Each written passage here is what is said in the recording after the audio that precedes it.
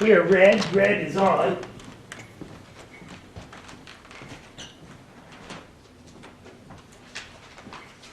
Well, good evening, and welcome to Thursday, December 19th, 2019 Selectmen's Meeting.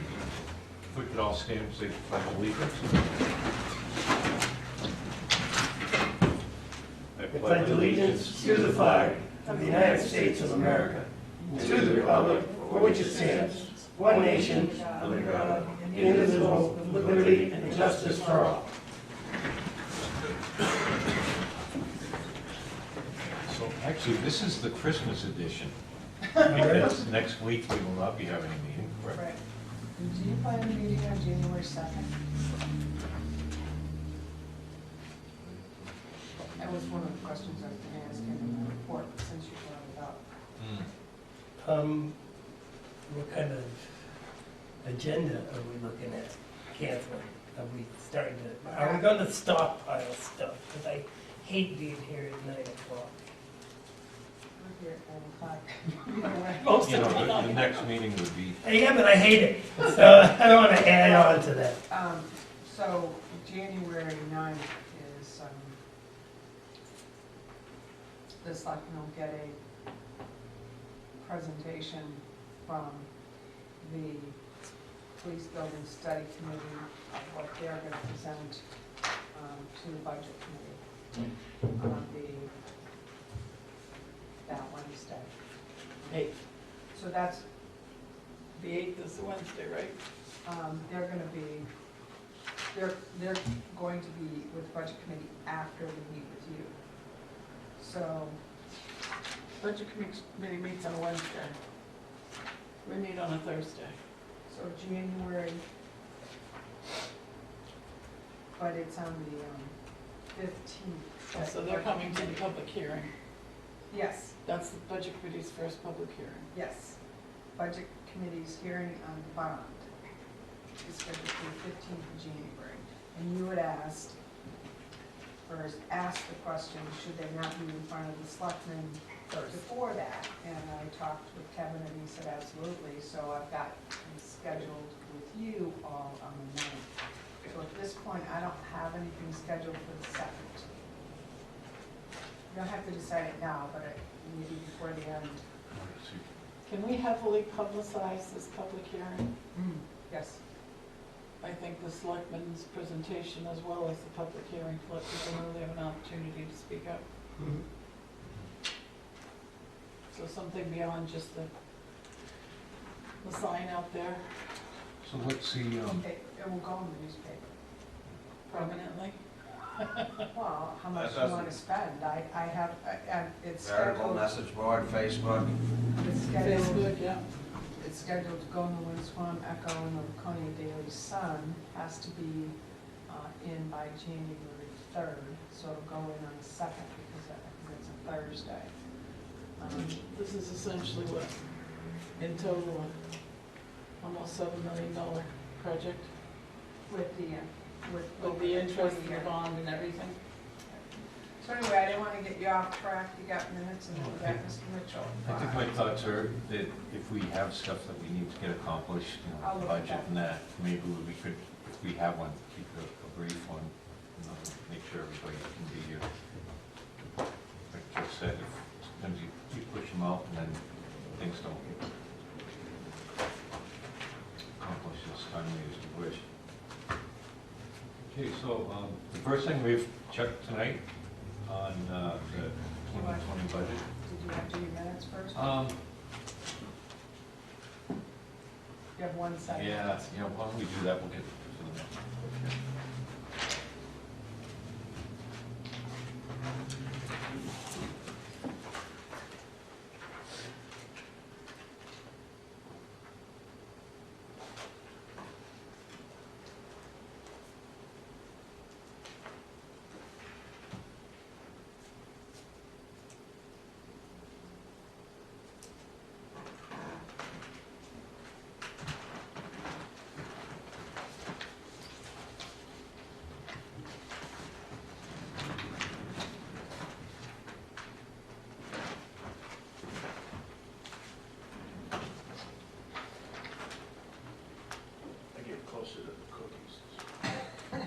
yourself. 'Tis the season.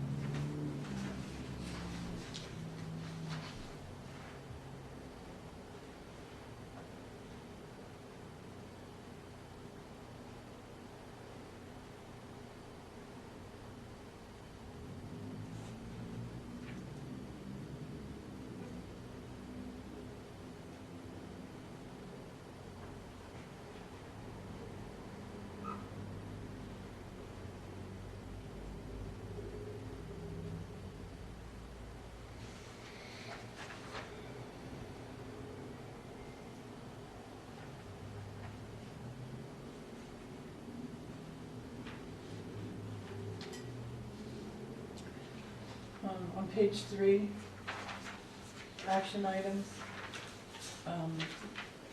there was discussion of installing a beacon light across Walker Tilton House, but I asked specifically if that could be included in the grant funding.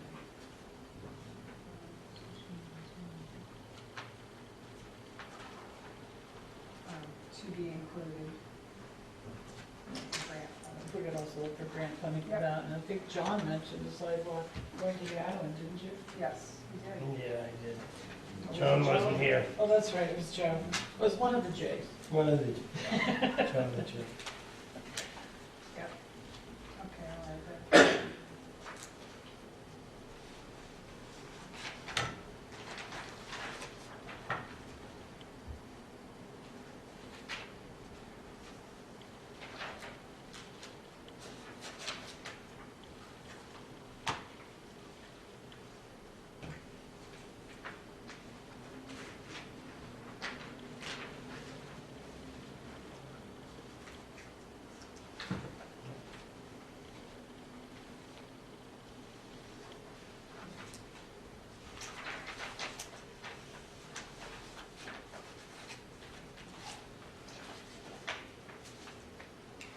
Make a motion to accept the minutes as amended.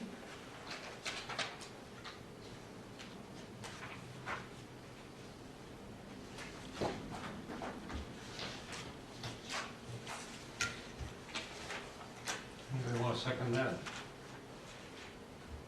Second. I'm still reading. So, I won't vote on it until everybody's ready. We have the discussion on it.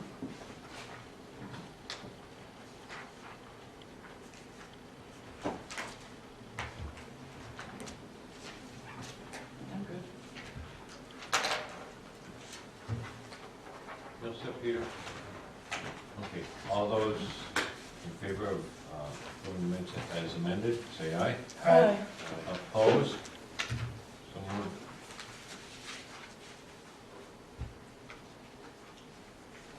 Okay. Now we have Chuck here for budget, moderator's budget. Yes, thank you for inviting me here. I will, I'm sorry, One. Pat- excuse me, I'm sorry, Pat wanted to, I think I mentioned she wanted us to call in, Okay, so I can just give her a phone. thanks.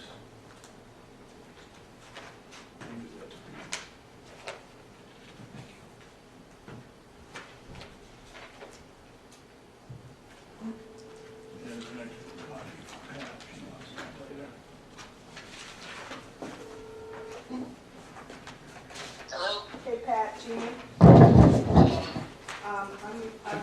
on my phone on speaker, and I'm gonna put you right in front of John. So Chuck Mitchell is here, and all the selectmen, the members of the audience. Okay.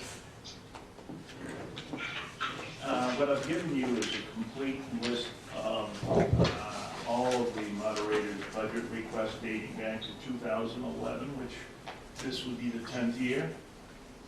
And on the top sheet, you will notice that it lists the paid positions of ballot clerk, assistant moderator, and the moderator.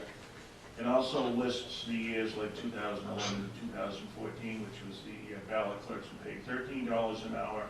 And then from 2015 to 2020, it's in there at $15 an hour.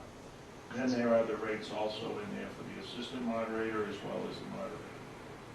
Below you will also notice that I have listed all the elections that have taken place as well as the budgets going back to 2011.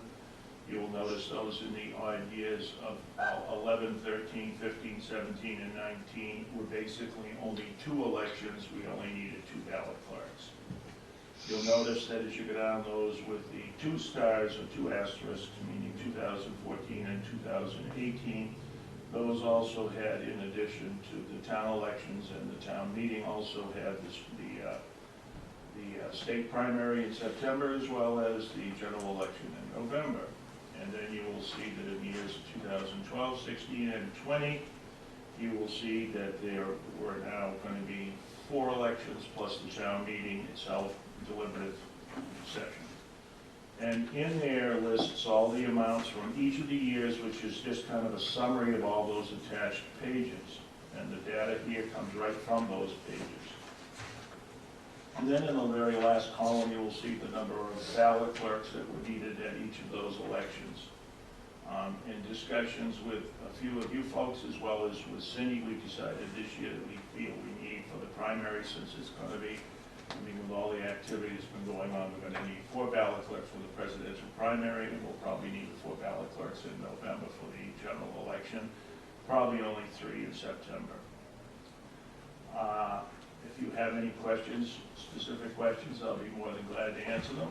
I also have here complete information about the duties and responsibilities of the ballot clerks, duties and responsibilities of the moderator. I will tell you this being going in, as you will see, in the 10th year under my direction as the town moderator. Over the years, I have actually been to a lot of training sessions, and we also have a long list of very good, qualified, and competent ballot clerks who have also done the same. But I've got a 2-page, another document here that has 2 sides of the general responsibilities at the election of the ballot clerks. So I just want you to know that they're in there performing their duties. It's more than just simply clerical. It's a very important job. To be very honest with you, if there's any question having to do with the salaries or the level of pay for the ballot clerks, a number of years ago when I was working with Town Hall on previous secretary of the Conservation Commission, I realized at that time that the salary was over $22 an hour. And back then, we were paying our ballot clerks $13 an hour. I figured that paying $15 an hour was a very fair amount of money. And as far as myself goes in there for my rate, after being on this for 10 years, having done the training, and I can show you, I've got a 25-page list here of responsibilities that the moderator has, yada, yada, yada. So I could go on and try to convince you if I have to that I feel I'm worth every penny, if not more. And there's a lot that I do that I never charge for. So if you have any questions, I'll be more than glad to answer them. I'm good.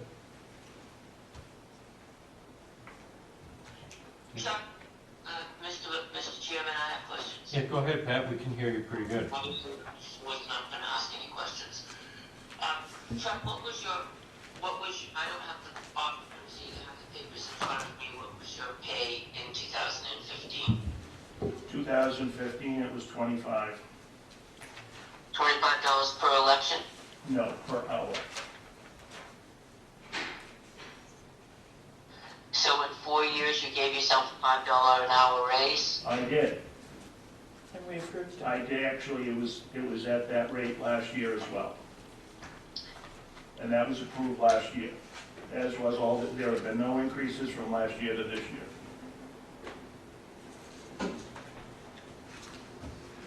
The only increase is the number of elections. The big increase there is this year we've got 4 elections plus the town meeting, and last year we only had the town meeting and the election. And this year we're also having an increase of ballot clerks due to the perceived need when it comes to the actual election. So we've looked at the towns around us and we've asked what they pay, and it's way out. You know, you can see the paper, it's way out of whack of what other surrounding towns, including Guilford, Belmont, and I think the fire department, their moderator gets $250. So my question is, and again, I'm not questioning your competence or the ballot clerk's competence. What I'm interested in is purely for the taxpayers. When I first became a selectman, this was a volunteer position, and then it wasn't a volunteer position, and we paid, and then all of a sudden, 3 or 4 years ago, it became a higher paying position, and at that time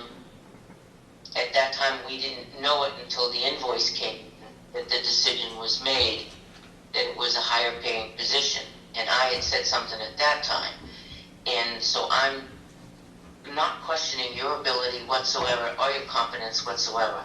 I'm just looking out for the better of the town of Tilton and the taxpayers, because we are paying full-time employees just a hair over what you're asking us to pay the ballot clerks per hour. I believe a secretary for boards and commissions right now are making over $20 an hour. These folks right here as ballot clerks have a lot more responsibility than sitting down and taking minutes and posting them. This is a very, very important job. And as far as my particular position is, that has always been a paid position. It was a paid position when Ken Randall did it. And I'm it's not questioning the pay. No. I'm not questioning the pay. I'm questioning how much the pay is. I think that you should get paid. I have no qualms about paying you, Chuck. I'm just questioning the amount that you're being paid versus all of the surrounding towns around us. Excuse me, just one moment, please. What other towns pay should not be the issue here. The issue here should be is what I have been paid in the past and what I'm asking for in this particular budget, if that is reasonable and fair for me. This is not a job opening where people apply for the job. You don't have a lot of people running for this position. I have had a lot of experience. I go to the training every year. I do a good job at what I do. And I feel I'm worth every penny of it, if not more. I think the difference is between Tilton and surrounding towns is that we're paying really professionals to do these jobs rather than amateurs. Anybody can run for moderator, anybody. They don't need to have any qualifications except to be a residency and age. We are fortunate to have someone that is very knowledgeable, very skilled. I think we've all seen firsthand the type of election that is run. It's seamless. Even the presidential election a few years back was absolutely flawless. When the Attorney General comes to inspect our election and our polling place, we have no red marks. I think the wages are, I don't want to say adequate, but I think they're correct for the abilities of the ballot clerks, the moderator, the assistant moderator, those election officials that we're paying. That's my opinion.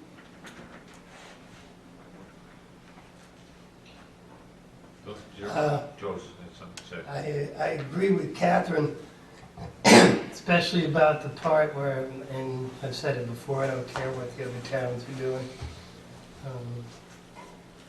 the people who run our elections. I've worked with them, every single one, and I have nothing but the highest praise for their professionalism and what they do.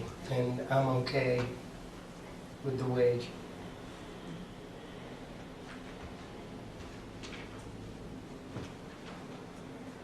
Well, I understand Pat's concerns.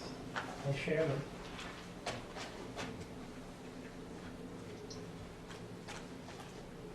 Any more questions for Chuck this time, or anybody else? I'm just wondering why the Board of Selectmen didn't say this last week when we brought it up, instead of having Chuck come into the Board of Selectmen tonight. Why didn't you say that instead of remaining silent last week when I brought it up? Because last week when you brought it up and nobody jumped to your side, you were real snippy with us. Oh, and I so- had nothing so to now say. I you have didn't Chuck in want to. front of you when you're going to make a decision, so be it. End of discussion. Peter has a question or something to A say. comment. I believe last week I made a comment that positions like these, the ballot clerk, the moderator, assistant moderator, it's a specialty. They don't do it 5 days a week, 50 weeks a year. So that you don't pay minimum wage. It's specialty. They get a little bit more, and that's why I haven't fought the issue with Chuck. I'm in agreement with it. I agree totally that Chuck deserves every penny of it. However, we have to be consistent across the board with what we pay people in the town of Tilton. And if we're not consistent around across the board with everybody, as a Board of Selectmen, and it has nothing to do with Chuck as a moderator, we are losing the battle. Because now you claim a specialty here and a specialty there. That's why we have secretaries getting paid $21, $22 an hour, when we could bring in a secretary at $15 or $18 an hour, which is much more consistent with what we should be doing. But instead, because we've done what we've done at $21 and $22 an hour, now we have to raise the ballot clerks and everybody else, and then it just snowballs. And then it keeps on snowballing, and it keeps on snowballing, and our budget keeps on going up and up and up and up. It's not being consistent around across the departments, any which way you look at our budget. And every single time we bring somebody in a particular budget, which has nothing to do with the moderator per se, it's just that I brought it up as the department. As an example, we say, okay, it's a specialty, and therefore we're going to allow it. And we continue as a board to do that, and there's no stopping whatsoever. We will continue and continue and continue, and there's nothing that's going to stop this board. Thank you. Anybody else have anything else on this? We're not going to be voting on the budget or that tonight, obviously. But Thank you for coming in, Chuck. But yeah, thanks, Joe, You're for welcome. coming in. My pleasure. And Pat, so we're going to keep you on because we have Kevin's up. He's not here quite yet. He's doing a few minutes. The other thing that we were just discussing, obviously there's no meeting next week because of Christmas, but on the 2nd of January, did we want to hold a meeting? We haven't decided on that, but what are your thoughts, Pat? Would you be available, or? I think we should hold a meeting December 26th and January 2nd, but that convention's going to too much work to do. Town house closed on the 26th. We Yep. always have meetings, we have meetings before when town hall is closed, we don't need them to be working. So we're gonna make some employees come out on the 26th and some not? We can hold the meeting without the other employees, we've done it before. I don't think we need to have a meeting on the 26th. I want to have one on the 2nd, though. Yes, I do too. Okay, so that's going to be an ongoing thing. Right now, well, Kevin is here, so why don't we have Kevin come on down? This is Pat, right here on the phone. Hey, Pat. Okay. Good evening, everyone. Good evening. Seems like I was just here. You were.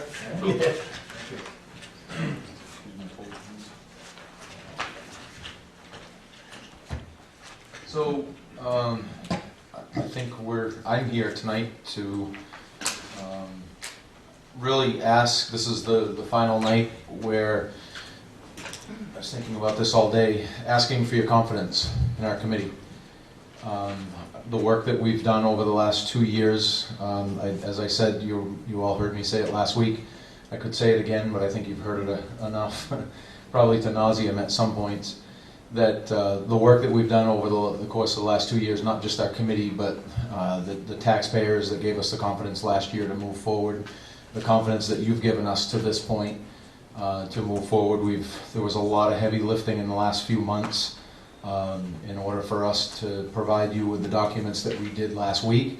And moving forward, I hope that you can give us your vote tonight so we can bring this project to the taxpayers. That's what they asked for from our committee and from you. And I'm hoping that we can move forward with it after tonight and really get it on the docket so we can allow the taxpayers to vote for it. We can certainly try to answer as many questions as you might have for us tonight so we can clarify. Excuse me. You've had over a week to look at the documents and the numbers, and certainly we have a team behind us that can help answer that. There's a lot of ongoing work. It seems like we're juggling chainsaws to make sure that it can all happen, to make sure that whether it's the money that's going to be brought forward in donations or the money that will hopefully be paid for by taxation, and we can go from there. One thing I did think of, the one thing that's been resonating in my mind for the last month and a half is about timing. And I think of when I was 24 years old, my wife and I built a brand new house up here, no children and living paycheck to paycheck. And there was a project here in town that I went to one of my first town meetings, and it was a park. And it was almost $1 million for a park that is not necessarily what I would consider critical infrastructure. And the taxpayers,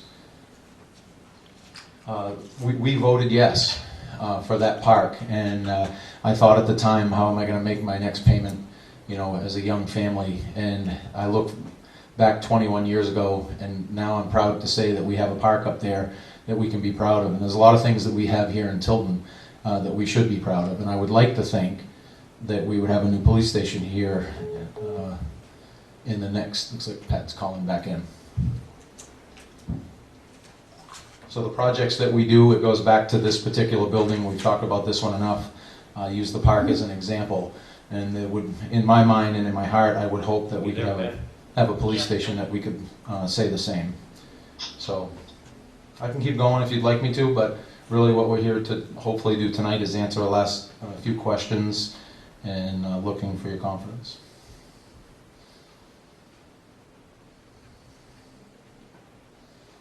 Any questions, or Pat, do you have anything? No, I feel the same way as Kevin. I hope you all vote for it. Ginny? Sorry, When all is said and done, what is the total cost going to be for this building, including the land we purchased this year? Can we have that number available for the town meeting? Oh, absolutely. For town, we can work through it tonight if you wish. Well, I don't see Tim. because I'm sure someone is going to ask. Well, we would fall on our faces if we didn't Okay. provide that number. That's what I think we would. That will be a slide on the presentation, I hope, the total value, what the ownership. The other number that I think we Right. should be, sorry Pat, that we should be bringing forward is the total amount of money that we've spent to get to this point. Yeah. We have invested, can you imagine if we added up the hours that all of you and all of us had put into this? That's probably that would pay for the land 4 times over. Peter, that's a really good point, which leads me to ask that when we build, if tonight is successful and we do move forward, that you might entertain helping us build strategy, because our committee is working for you. You asked us to sit on this committee, And that if we could build strategy together in moving forward, I think it would help the strength of our project. And your question, Peter, is the one that leads me to that, is because I think you're gonna have a lot of good questions as the Board of Selectmen that maybe there's just a quick oversight on our part. And anytime that, you can save us from falling on our face, I appreciate that.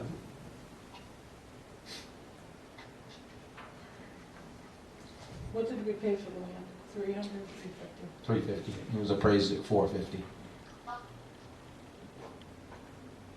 Yeah, the only other thing I would say is,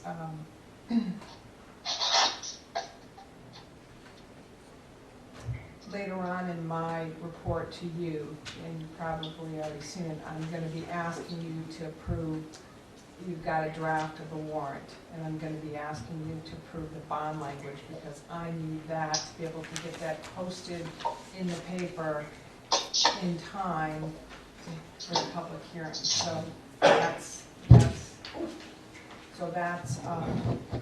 that's gonna be, kind of everything's rolled together.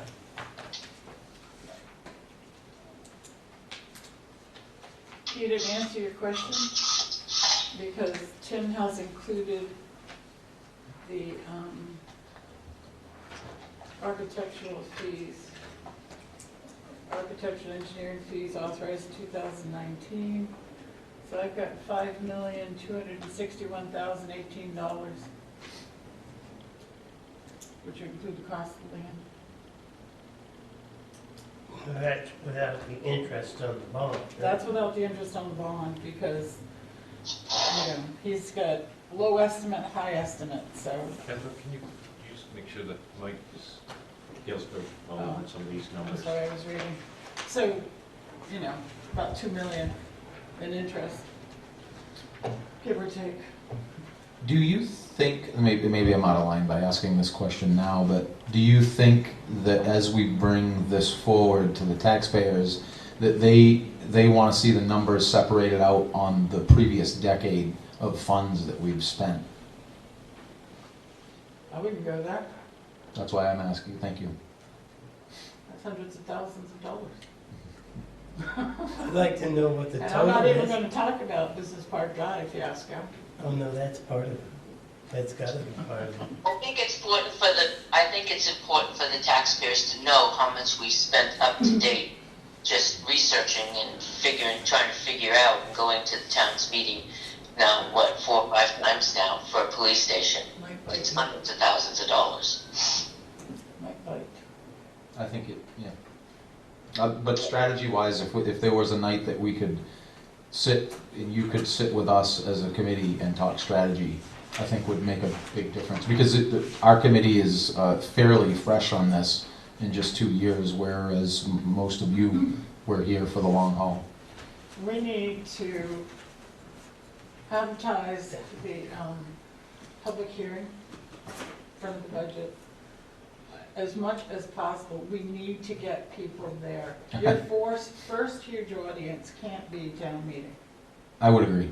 I would It agree with cannot that. be. Uh, The park was successful because the public was engaged from the very beginning. Letters were sent out. We're going to need your help on that. We really are. Tons of. In order to, the committee of 5, in order to move forward, we're really going to need a lot of help on this. We need to put an ad in the paper.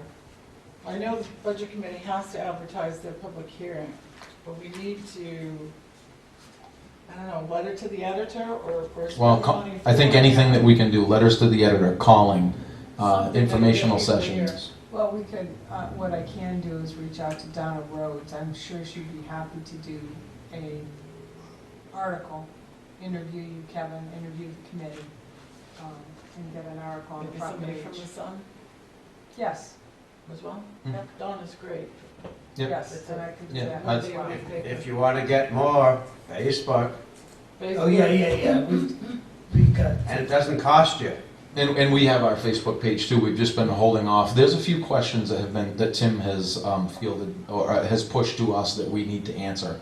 But now the game time strategy needs to be built in order to move forward. And I would agree, Catherine, that I remember walking into the town meeting the day that the park started, there was rolls of stickers that said, "Start the park."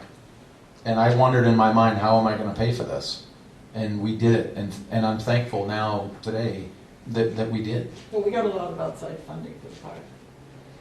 We got- About $400,000. We got almost 500,000 from the federal government. We had grants from, I believe it's USDA. We had probably 4 or 5 grants. Did you have all of that money secured at the time of the vote?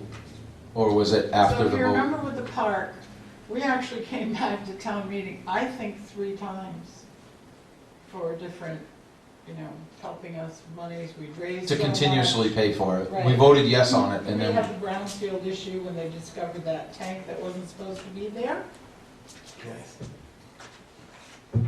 So that, we were able to get funding through Brownsfield, but we had to go back to town, and that was just being transparent, a lot of it. and we offset the tax dollars as we move forward. Which I hope that, I mean, with the momentum that we have right now in moving forward, we have a couple of other partners that may step forward, hopefully on some radio communication side of things. But as we move forward, we can, if we can have them step on board, and then there's the groundswell effort of the 450,000, we can offset that. But I think the key is now is that we don't. So that's helpful to know that that's how they did the park too. And I can use that as an example. I'm sorry, John. Yeah. If we were talking earlier about, previous efforts and how much it cost before, and that's not really pertinent to it. But I think it really is. If we look at all the times that we've spent this money and gone through this project and said, no, we'll do it later, and we'll do it later. And now we're spending money now again, and we've got the land. And if we push it off to do it later again, now that total just keeps going up. And regardless, if it doesn't get done this time, it will come back to the voters, and they will pay again to have all these things done in possibly 5 years. At that time, the interest rates will be up, and now that total, just to get to that point, is going to be even more. That those costs and all these efforts, and that would show that this is the time that's right, and we can't keep going on. Sooner or later, we have to go and get it done, bite the bullet, and not keep adding on to that. And And then that's there'll what I'm be those thinking. that'll say to you, why do we keep designing a new building? Why aren't we using the old design? Why do we Oh, keep I've hiring heard an that. architect? Yeah. I've heard that over and over again. And we actually did How many reuse designs the do you design. have for a police building? Well, I think those are really good questions. So there's 2 sides to this. The- Like I said, it can either bite you or it can help you. I paid those taxes. So I hear you. If, we all do. and I'm hoping that one of the right answers could be that, well, when we started this, didn't you say 12 years ago? It was like 11 or 12. Oh, no. More than They've that. been studying putting in a new building over 20 years. They were doing it before I got here. So even more the reason for the answer being, do Charlie you know how Chase many, is chief. do you know how many times the codes have changed in the last 20 years? That, I mean, if you ask Gary, he would tell you that design and engineering, well, actually, Brian and Dave, maybe you can answer that We question didn't better. have building codes 21 years ago. So when we start talking about, look at the things that we've added into this building that are not, they're compliance issues. They were not issues 20 years ago, 15 or 10. So we can continue to kick the ball as long as it has dollar bills taped to it, because it's just going to continue to grow. I do have one question, I guess, for the chief. We purchased the toilet seat, I think it was like 20 grand or some ridiculous number like that. And you assured me at the time that if we ever got a new police station, the toilet seat could come with it. And is that still going to happen? I think it's the whole toilet. Whatever it is, that particular 20 grand we paid for that toilet. It's a stainless steel cell toilet. It was actually, I think it was about 7 and some change. But It's ridiculous. I did tell the cap I want to take it with us Alright. because they're very expensive. We'll have it bronze.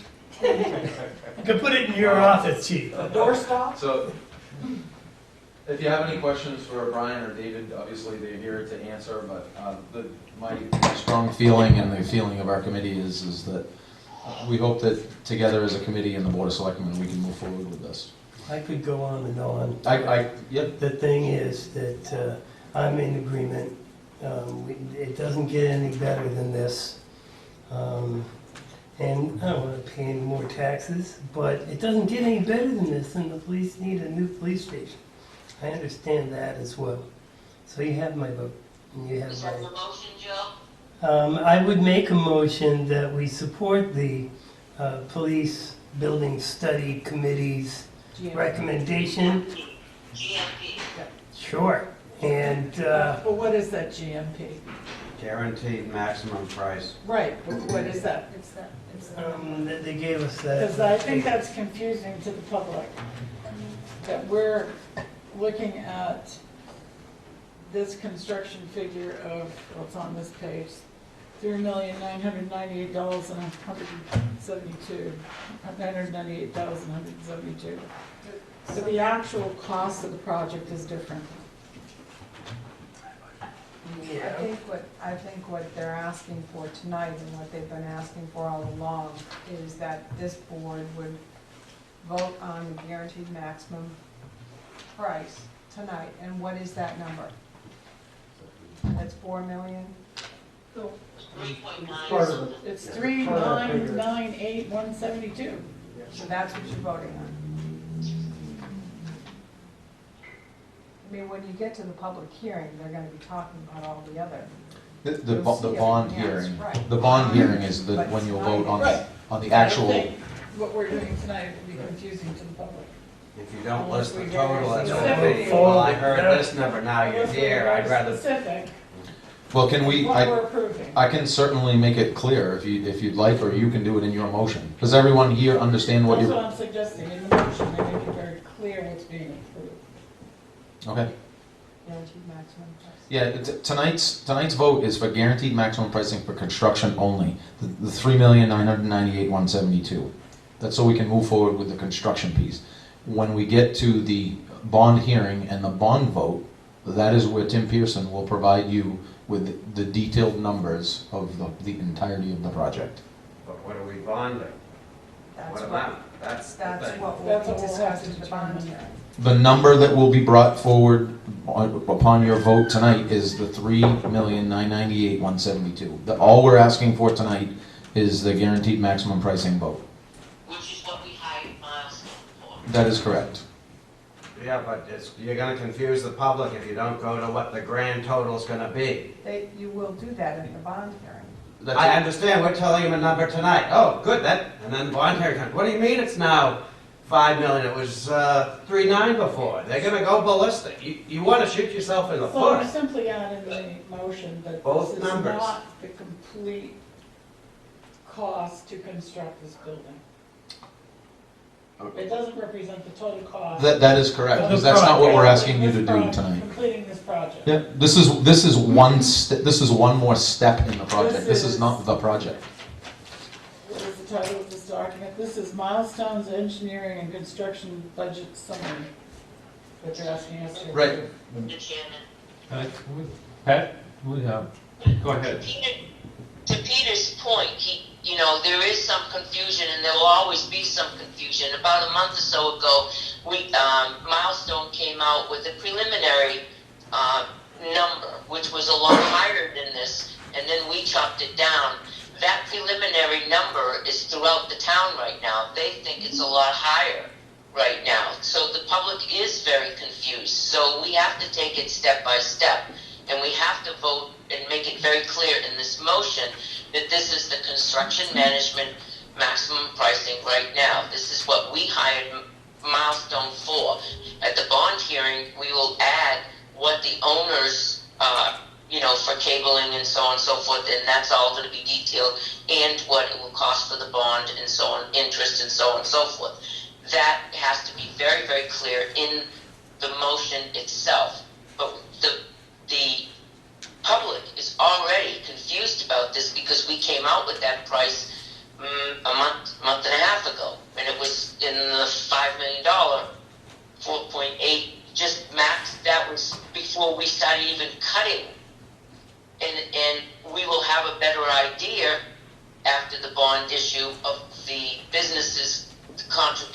because they've committed to $450,000 donation.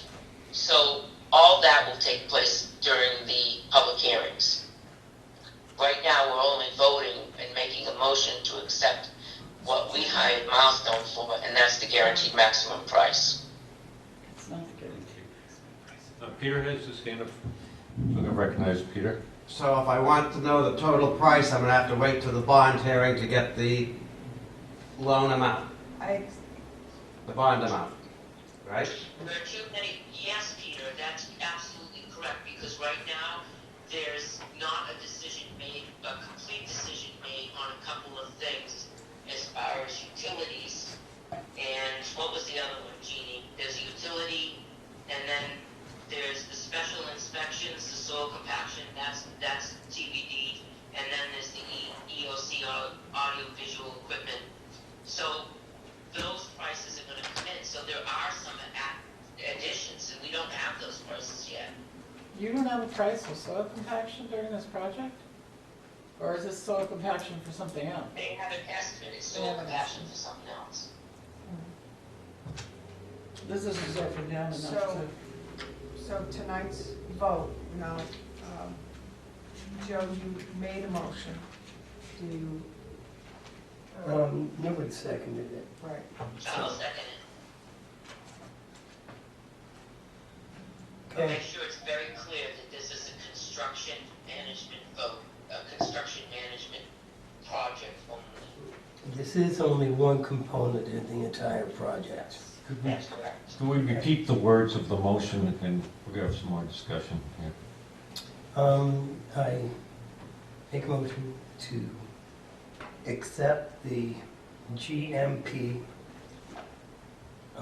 produced by the building committee for the amount of $3 million. Catherine, if you have that number in front. $3,998,172. And that said, this is only one part of this. There's going to be extra expenses, but that's my motion. Second.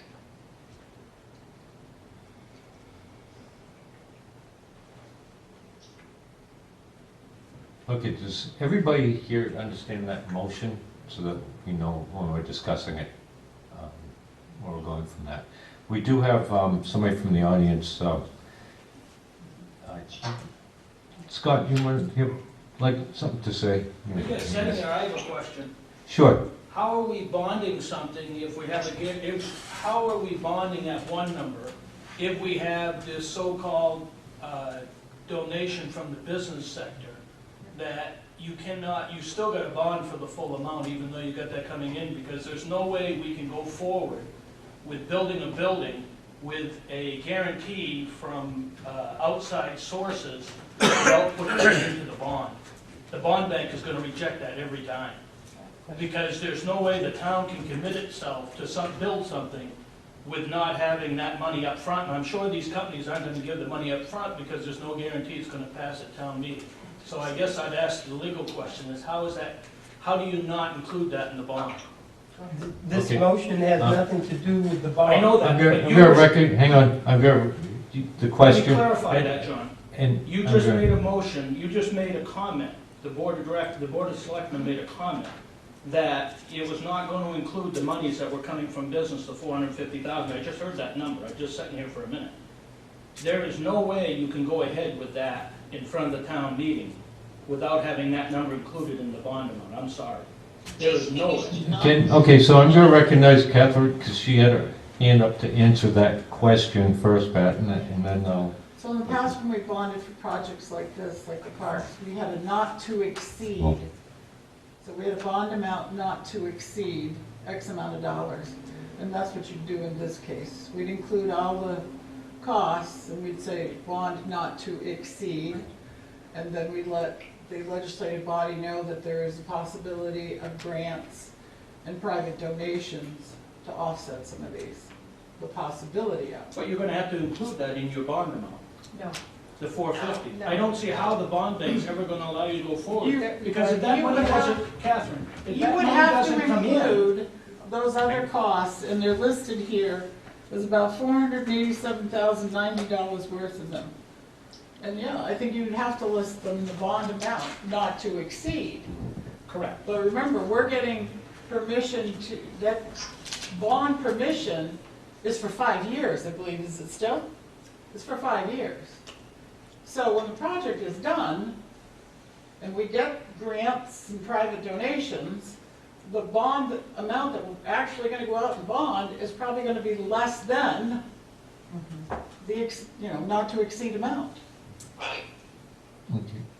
You don't Jeannie, necessarily, did you have an explanation? I just wanted to say, and we've already got the approved language from the Department of Revenue Administration, which is in the draft warrant that you're gonna look at later on tonight. So as Catherine said, it's up to that amount. It allows us to bond up to that amount, but it also, in the language, allows us to accept donations, grants, and aid, and that's where that money will come in. And that's done. It's allowed. They're doing, I can tell you, no one likes to hear, but, what other towns are doing, but we're doing the same thing in Merida, because they've raised pledges and hard cash donations, 600,000. But you don't know that the pledges are gonna come in, so that's why the language in the bond is written the way that it is. Jeannie, that's much different than what I just heard here, though. I heard here a number, and and then on top of that, there was 450,000 that were coming from businesses. What I said is, when you bring the number, you guys are talking about a number, and if you confuse the public, you're gonna lose number one right off the bat. Because the number that I heard was then you were getting in addition to that number, you were getting 450,000 from the businesses. When you go to town meeting, you have to have the total number. You can't have a number that you're anticipating the 450 and not be able to bond up to that number. Okay, I want to make sure we stay on we have a motion that we're discussing right now. Yeah. So I want to make sure we stay on that, because we're going to have a lot of those discussions, like you were saying. And the motion was to accept the GMP produced by Building Committee for $3,998,072, knowing that there will be extra costs. Is there any more discussion on that motion and how it's written or anything? When you say Peter? extra cost, is it gonna be up on the GMP end, or is it down bottom somewhere else? I would like to clarify some terminology, Mr. Chairman, if I could. Sure, go ahead. That personally, I don't like the term extra.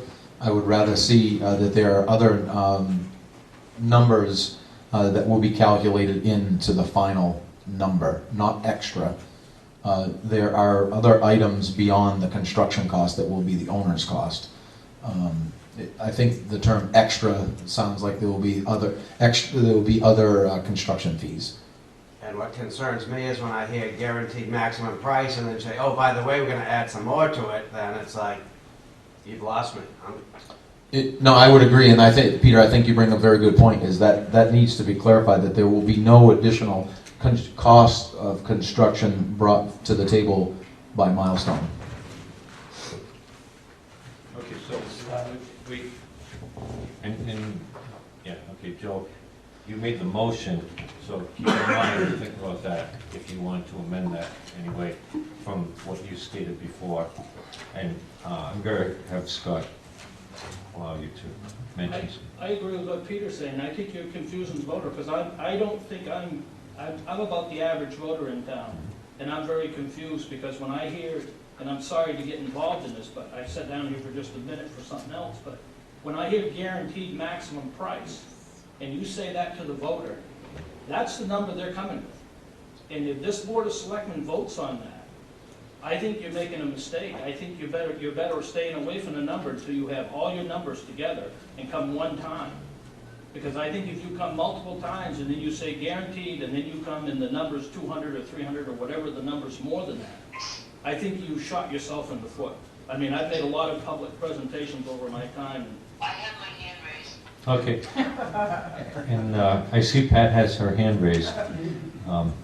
So go ahead, Pat. I've got you on the microphone too. Mr. Chairman, I suggested that the maker of the motion just amend the motion to say that they accept, that they approve Milestone Construction estimate of 12/8/2019 for $3,998 and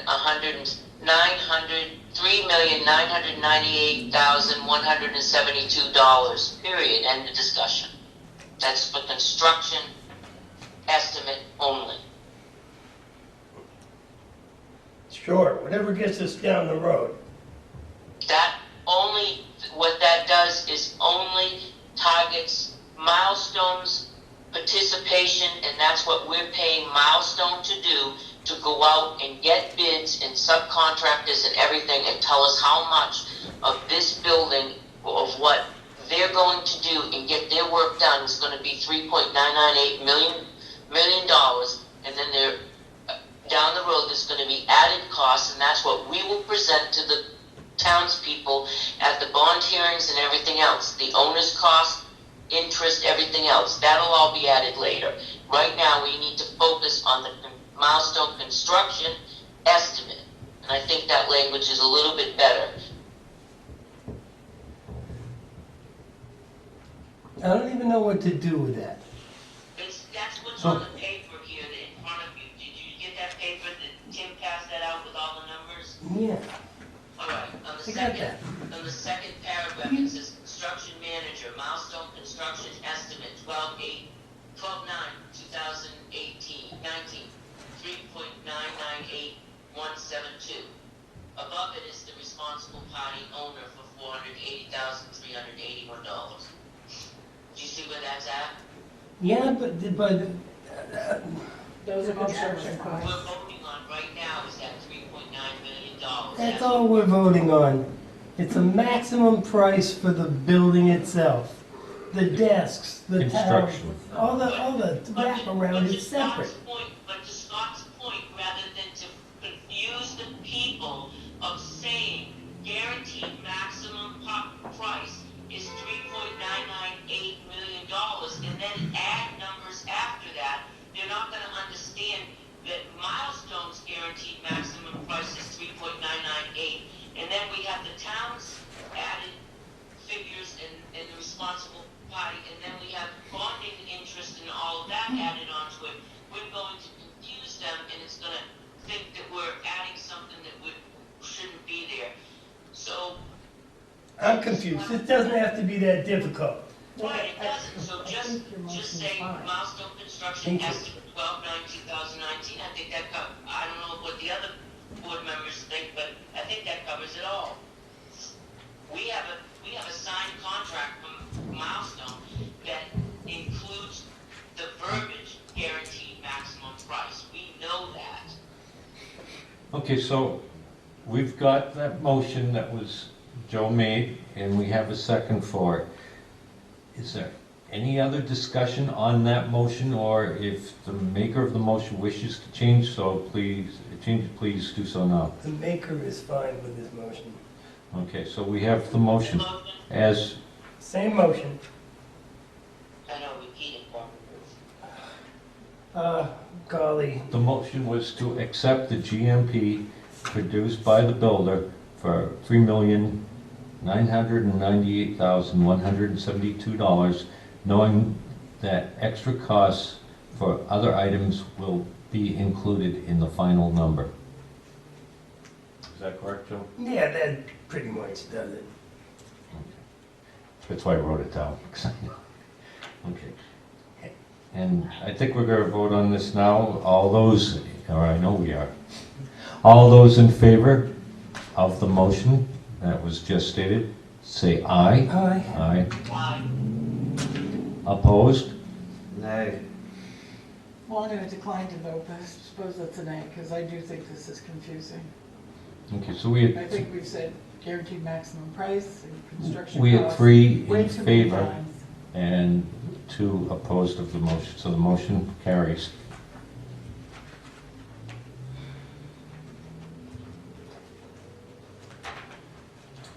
Thank you everyone for your support. Thanks. Thanks, Kevin. Thanks, Skip. You're welcome, thank you. You want to stick around, Pat? Yeah. Okay. And having that motion's passed, I think would be a good idea to get a paragraph explaining what the numbers, so that if anybody, we're all on the same page saying Can we that. make sure it's written And that the minutes, John, that the minutes of this meeting and the other conversations are because he left out. pretty accurate. 'Cause-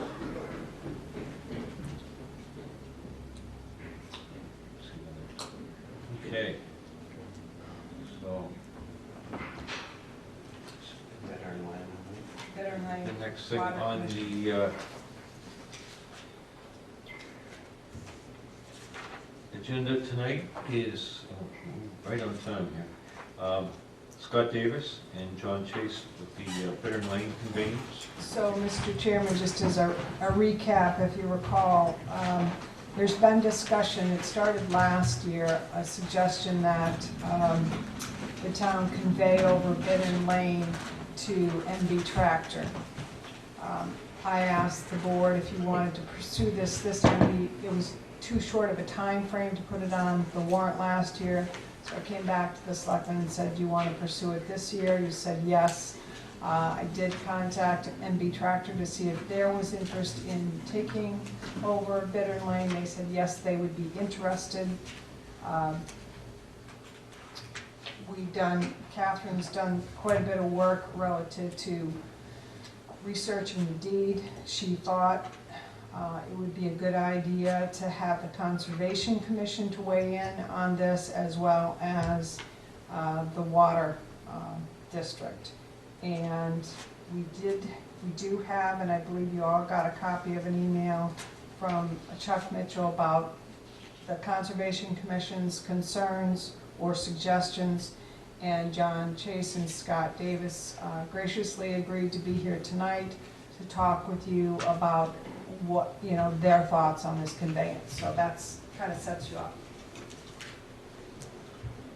Okay, so Gail takes the minutes from what she can hear through the microphone. Okay. So it's so important that we speak into the microphone as much as possible. So what do you think? Where you guys at with that? I'll let you start, John. So obviously the water district has some concerns about the fact that there is a water main that's on a public road now. There's a hydrant at the end of that road. This picture was in October of the hydrant at the end of the road. It's not at the end of the road, John. Well, It's 400 and some odd feet right, on the road. correct. Close to it. Okay, correct. It's not at the end of the Can road. you find the hydrant? It is 474 feet exactly from Route 3 to the hydrant. How many feet? I'm sorry. 474 feet. And the road is 692 and some change. And then in the October picture, as you can see, they had stuff probably buried around that hydrant, so it was pretty much inaccessible for us to even flush the hydrant at the time. And as of yesterday, when I went up and took some more pictures, everything around the hydrant has been removed. And the blocks that were out in front of the hydrant have now been moved back to 480 feet from Route 3, which he has no trespassing signs and a chain, I guess he probably puts up at nighttime so nobody accesses the building out back. Would those chains interfere with any kind of emergency service on that hydrant? No, the hydrant is before that. And then this is just some pictures of going down Bittern Lane. Yeah. And so, It looks like. yeah, everybody's probably seen it. All those equipment in the right of way. Yeah, It is. so, yeah, Are that, we're currently plowing Bittern Lane now. It's our road. Do we need to ask him to move his equipment from that right of way?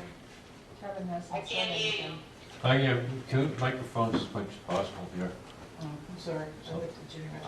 I just asked if we needed to ask him to move his equipment from the right of way of the road for plowing reasons.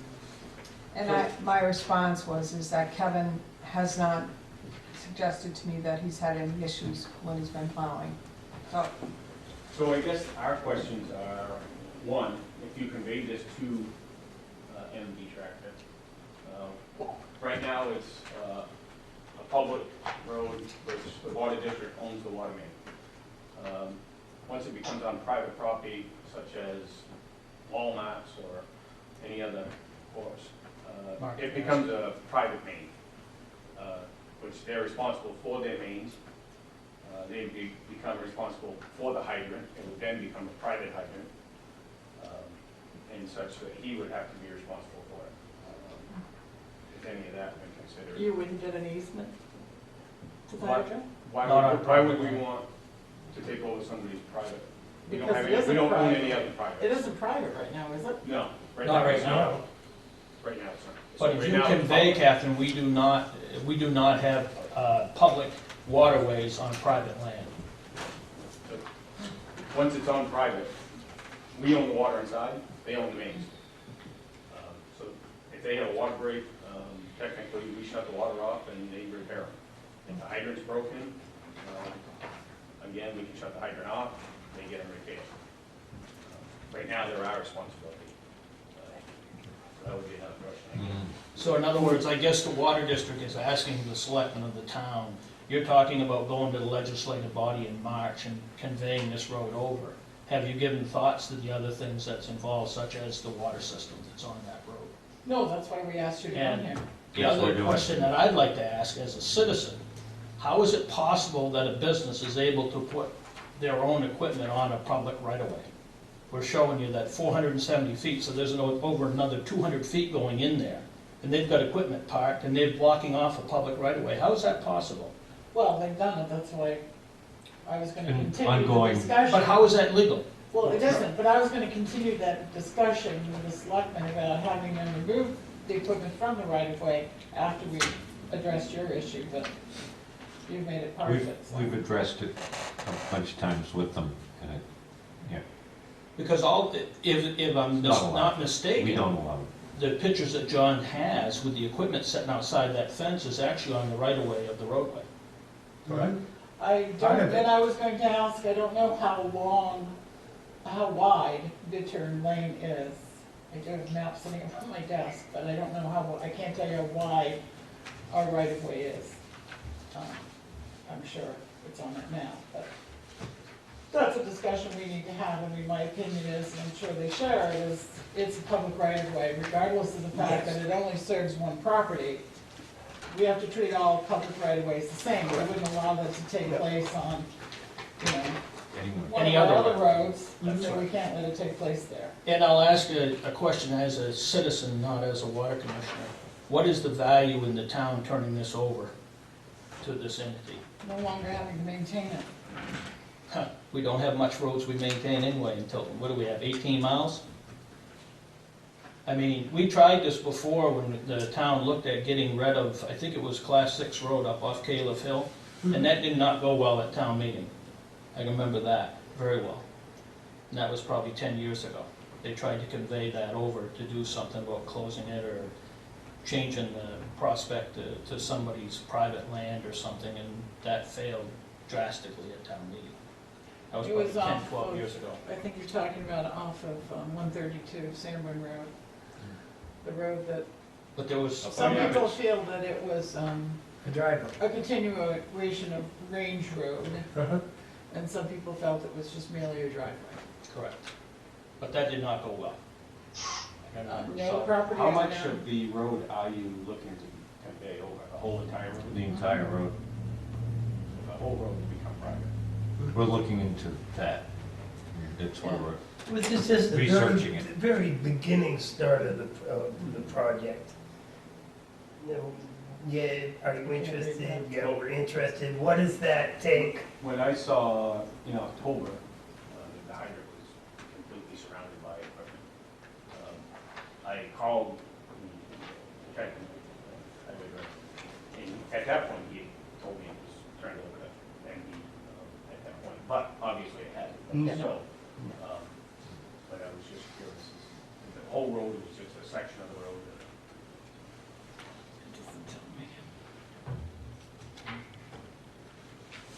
Can I ask what the concerns were from the Conservation Commission? The Conservation Commission met just on Monday, and some of the concerns were their encroachment onto the wetlands, the shoreline frontage, the using of that property to pile snow, and to use that property along the shoreline as a display area that could actually be detrimental to the pond. Is The other that, thing was public access, that is a pond that possibly people would want to skate, although they can't park there, but presently they could go down there and skate on it, and this, would they still be allowed to have access to it? The next problem is the amount of drainage that goes off of the property on Benton Lane that MB owns, and the earthen dam or dike that's there that's not really constructed in such a way that could be a problem. because with them clearing the land in the back, you're gonna have a lot more runoff to that also. I mean, there's a huge area that they've cleaned where they've put their equipment out back now. That was never clear and open like that before. It used to have quite a bit of trees. And up through they've there. also submitted some more plans to do some other alterations to the drainage and all that. So the Conservation Commission went over it quite a bit. Some of the recommendations included putting a guardrail along there so that they would not be parking vehicles on that section and protecting that. But they do have some plans that they've submitted for. And Chair, whose expense would the guardrail be? Theirs. Yeah, or the whole thing, well, would have to be negotiated, of course, or if it ever happened, and if we ever do turn it over to them. But I'm sure the town doesn't want to construct a guardrail for taxpayers' money, but speak for myself now. So it seems like it, and maybe I'm gonna ask the question, it seems like this would never make it on the warrant for this year. Seems like there's too many unanswered questions between now and town, and you have to have the warrants in by what, the end of, the 1st of February? Appropriations, probably the second week in February. Doesn't have to be ready for a couple weeks before town meeting? No, I think you got a deadline, you have to have it on the warrant, a reading of the warrant at least once, so it would probably be the middle of February, I think. Yeah, Public it's hearing. later than the first part. The petition warrant articles, the deadline is the first part of February. I always say right around Groundhog Day, give or take. I think we have to have a Warrant public hearing articles, on the warrant It's articles. not money. No, I know, it's not It's not money, appropriation, so I it said, doesn't need a public hearing. well, you gotta have a reading of the warrant, it's gotta be on the warrant by a certain time. We have to have the warrant posted by Yes. such and such a time, and that used to be on the table. So, You're it's looking pretty close. 6-7 weeks out It's is all pretty you're close, and that's why we put all the information out together, as much from people who know what's going on with that.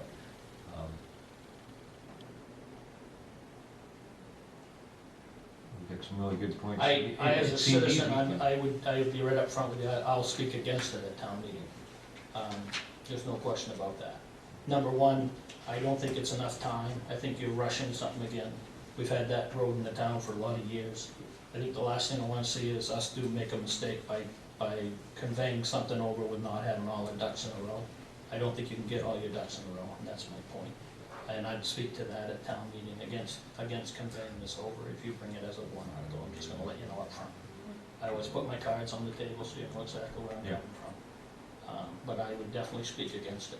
Well, it would have to be right for me to support it. Yeah. And can it be made right between now and then? I don't know. But if it's not, it probably won't be on the warrant. I wouldn't imagine. None of us would support it. Well, the only way you can get on is two ways, either by you supporting it or petition warrant article. It's not gonna come to, I don't Well, believe it would come to they could petition warrant partition article. it just any way they wanted to. Yeah, Well, what we I'm have, saying. definitely have some. we're here because the board of Yeah. selectmen asked us to come. Yeah, And Yeah, thanks. that's what I'm saying, is just, I personally feel that there's too much too many unanswered questions, I guess, is my concern. I'm leery on anything that comes towards the town like that. Does MB Tractor know that whole thing about private hydrant? No, because it's never been approached. I mean, we were unaware that until this happened. I'm not Keep sure. in mind, we approached MB Tractor, they didn't approach us. And so they're It would- just It waiting would to, just be my suggestion that if it did become an MD tractor private, that they would then, There's a lot to it. they would then be a private main, and we would take our liability off there. And keep in mind, with that type of main off our main, if you ever had a lack of maintenance on that, you could wash out Route 3 very easily. And you could lose your little dam on your very easily with the water main break if it wasn't maintained. So always keep that in mind. There is a liability with that. Anything else? You said it, Pat, do you have anything else on this? No, no, I don't. I didn't see you raising your hand, so I don't even see you, Pat. Where are you? Raise my hand. Don't tell her, but she's right next to the cookies. right under it. Yeah, thanks. John, just to clarify my point earlier, the concern that I have is we're all well aware, I know Jeannie's not well aware because she wasn't here. The last police station that was considered to be built in Tilton, it was brought that it was going to be a $2.5 million project to the townspeople. They presented that at town meeting, that was a complete build-out. Only to have them come back and look for another $1.3 million later, which shut down the project. That's a concern I have. When you start to throw numbers in front of the people, you want to make sure you've got the correct number, because you're going to get one shot at it, and if you lose the trust of the people, you've lost them for the whole project. And I'm being 100% honest with this, that you get one shot at it, and if you bring that number and it's not the correct number, and then you try to add on later, as Peter said, you're confusing the voter, and the worst thing you can do is confuse the voter, because if you confuse them on dollars, that you're asking them to raise and appropriate through whether it's a bond or tax or whatever, you get one shot at it. So that's my point, I agree with Scott. okay? So that's why we've been bitten once in town. Yeah, well, this intention was, yeah. Well, with that, Well, with the police, I'm just saying, Joe. We're pretty chewed up. Well, Yeah, so, that's why I'm saying, when you start Make it very saying clear. guarantee on something, that type of language, I would caution you to be very cautious with that. Because what somebody hears, and once they hear it, it's hard to turn them the other way. and, we Absolutely right. have to make sure it's communicated very clear that Correct. what that motion was very specific. It's the construction cost and does not include the others. Bricks and mortar. So But many a when slip, we, keep this in mind, many a slip between the cup and the lip. yeah, So So- what's stated at one meeting, and then as you stated, a number gets out there, as Pat stated, a number gets out there. If somebody hears the 3,000,009, okay, 3.9, whatever, it's just under $4 million, they hear that number, and then they show up at town meeting for the town meeting portion, and they don't go to anything else, right? They just watch the one meeting, they see a 3.9, they get that in their head, it's under $4 million.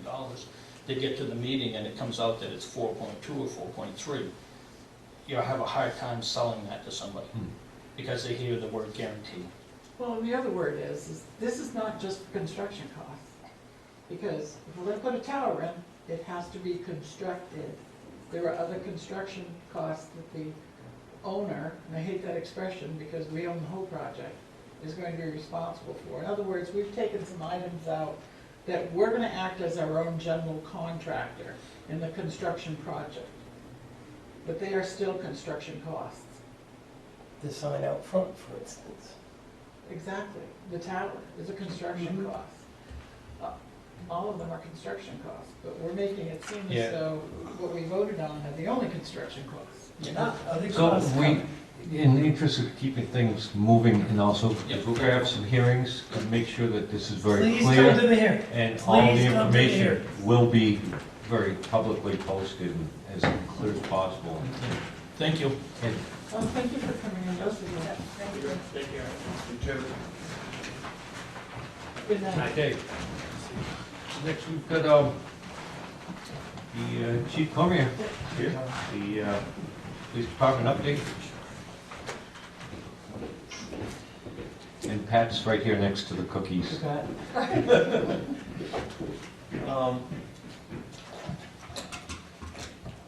we're kind of winding down the year, but it's been, the last week was fairly busy for them. They had kind of a spike in calls for service in the last week or so. And we had a couple of driving under the influence type incidents. One of them, I'm told, drove into the private property of Riverfront Place, and they are still doing that investigation for drugs and alcohol. And then obviously, I think it made the news, we had an armed robbery at the Big Apple, which is still under investigation. We're getting some tips on that. And detectives are following up those leads and tips.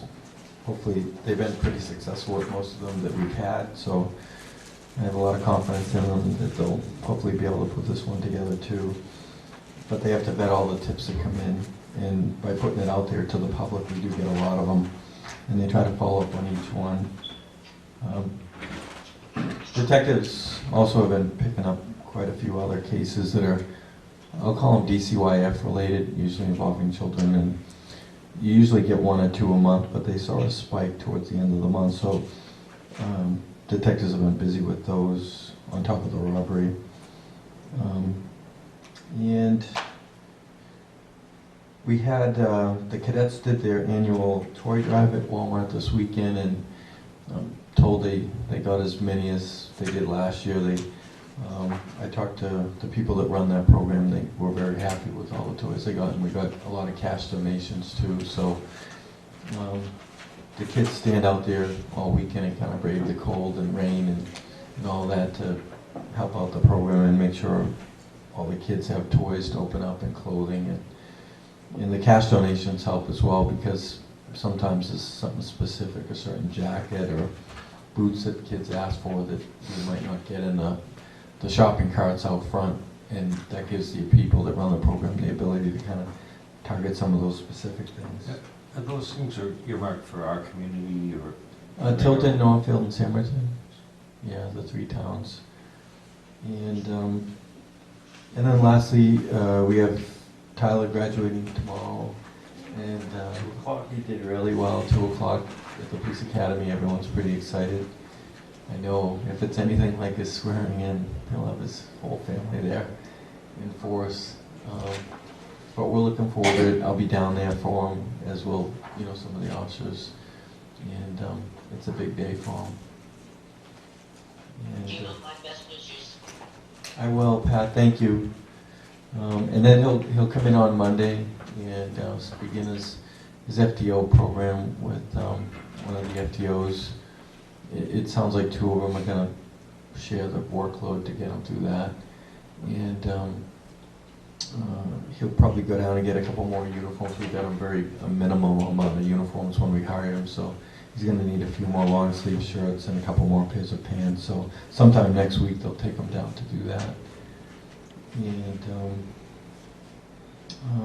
I think that's about it. Overall, in 2019, I looked at the stats and calls, and we pretty much are on par for what we did last year, as far as the types of calls, the number of calls. One thing that was a little bit different this year is we did more federal drug cases than we've ever done since I've been here. And they just indicted a couple people federally in Concord last week on some pretty big drug conspiracy charges and weapons charges, but they have some more coming. I think a lot of people in town have been following another case up in Kingfield. And that case is all federal, and the U.S. Attorney's Office still has it. They haven't been indicted yet, but they're going to be on several different cases and numerous charges. So I'm told that could come any day now. And then they have a big high-profile DWI trial going on down in Nashua today and tomorrow, and it could spill into next week too. And it's using up a lot of resources to get through that trial. There's about 9 witnesses involved, so. Jesse's prosecuting that? Jesse's prosecuting that, yes. And so they're busy, but they're doing good. So, what's with Riverfront Place and that section of bridge, and is there a big magnet or something in there? Is there lighting that's bad, or, you know, we keep having accidents, and everybody's turning off, you know, and they're heading west and hitting things, you know. We've had 3 cars drive off the road that. Well, when you're headed east and you're coming down that hill, it pitches towards the river. A little bit. So if that's icy. They were heading west, all these Well, if cars. you're heading And this west, one was heading west across the if center you're heading line. west, your tendency if there's ice to slip into the eastbound lane. Yeah. Yeah, I know they I found, was in Friday night, in that rain. I was coming back from Winnisquam with the basketball team. It slid right exactly where you're talking about, and it went right into the eastbound. Yep. So poorly designed state highway. No. Very. It just seems odd, you know, one section of road that a lot of people are going across the road hitting there. We also had a property damage where somebody hit the fence and then skipped off. Oh, well, that was a little different. Can you- Just a question for the chief, are we documenting these? I did follow up with DOT last week asking about getting a road safety audit done for Tilton, and I'm just curious, do you document, or can you provide that information to me, how many times this has happened in that particular area? we can, yeah, we can pull up those stats. I mean, the last one, that one was drug-related, you know, and so this one has all the same pieces as the last one as far as drugs and I mean, alcohol. we had the True Green. Yes, We also had the one where somebody went through that fence and took off and destroyed a good section of the wrought iron fence there. I think alcohol was involved in that. I think so. Oh, absolutely. yeah, and they are subpoenaing blood on this one too. So that's Yes. actually Yeah, so they believe that there's impairment with this one as well. You have a question? Is there any word on whether we're gonna be able to fence that back in or put some type of chains across there or something going forward?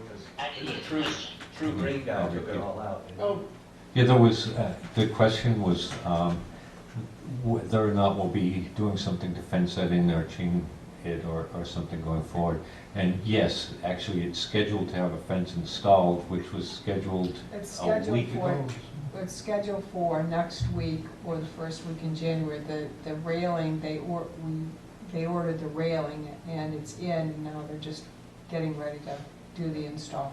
And Jeannie, in case you didn't hear Pat, Jeannie just said that it's scheduled. Yeah, I heard you. Oh, okay. Thank you. Thanks. And then next thing, I've been meeting with Detective Sergeant Buffington, who kind of works closely with communications and dispatch. And one of the areas that we've wanted to make a change in dispatch over the last year is to retitle one of the dispatchers to a communication supervisor. She has to serve as the TAC, which is the coordinator of the NCIC spot system to the state, so that they have one point of contact. Before, years ago, it was always one person there. They kind of served as a TAC, but the state looks at it with the dispatch centers around the state that they just want one person that they can go to when they come out to do the audits, to help prepare the department for the audits. And so she kind of serves as the tax supervisor already, but doesn't really have the title. The other thing is she makes sure that the other dispatchers are kind of following the protocol that the state requires as far as logging every time we run someone for warrants or a criminal check or that sort of thing. They don't, there's no money request part of this. Detective Buffington asked that I just retitle her as a communication supervisor. The person I'm talking about is Beth Morse. And so I know that with all of the added responsibilities that the dispatch has for the state, they add stuff each year that requires more and more training and more responsibility. And if it's kind of spread out over all the dispatchers, it could certainly slip through the cracks. So typically a dispatch center like ours delegates that to one person and says, make sure we're ready for the audits, meet with the state when they come out here, make sure that the other dispatchers are logging everything they do when they run criminal checks and warrants. And when they come out and they do audits, they'll pull maybe 5 calls for services throughout the year and then look for the backup documentation behind it. So if we ran a criminal check, did it have an arrest behind it? Or did someone just run one?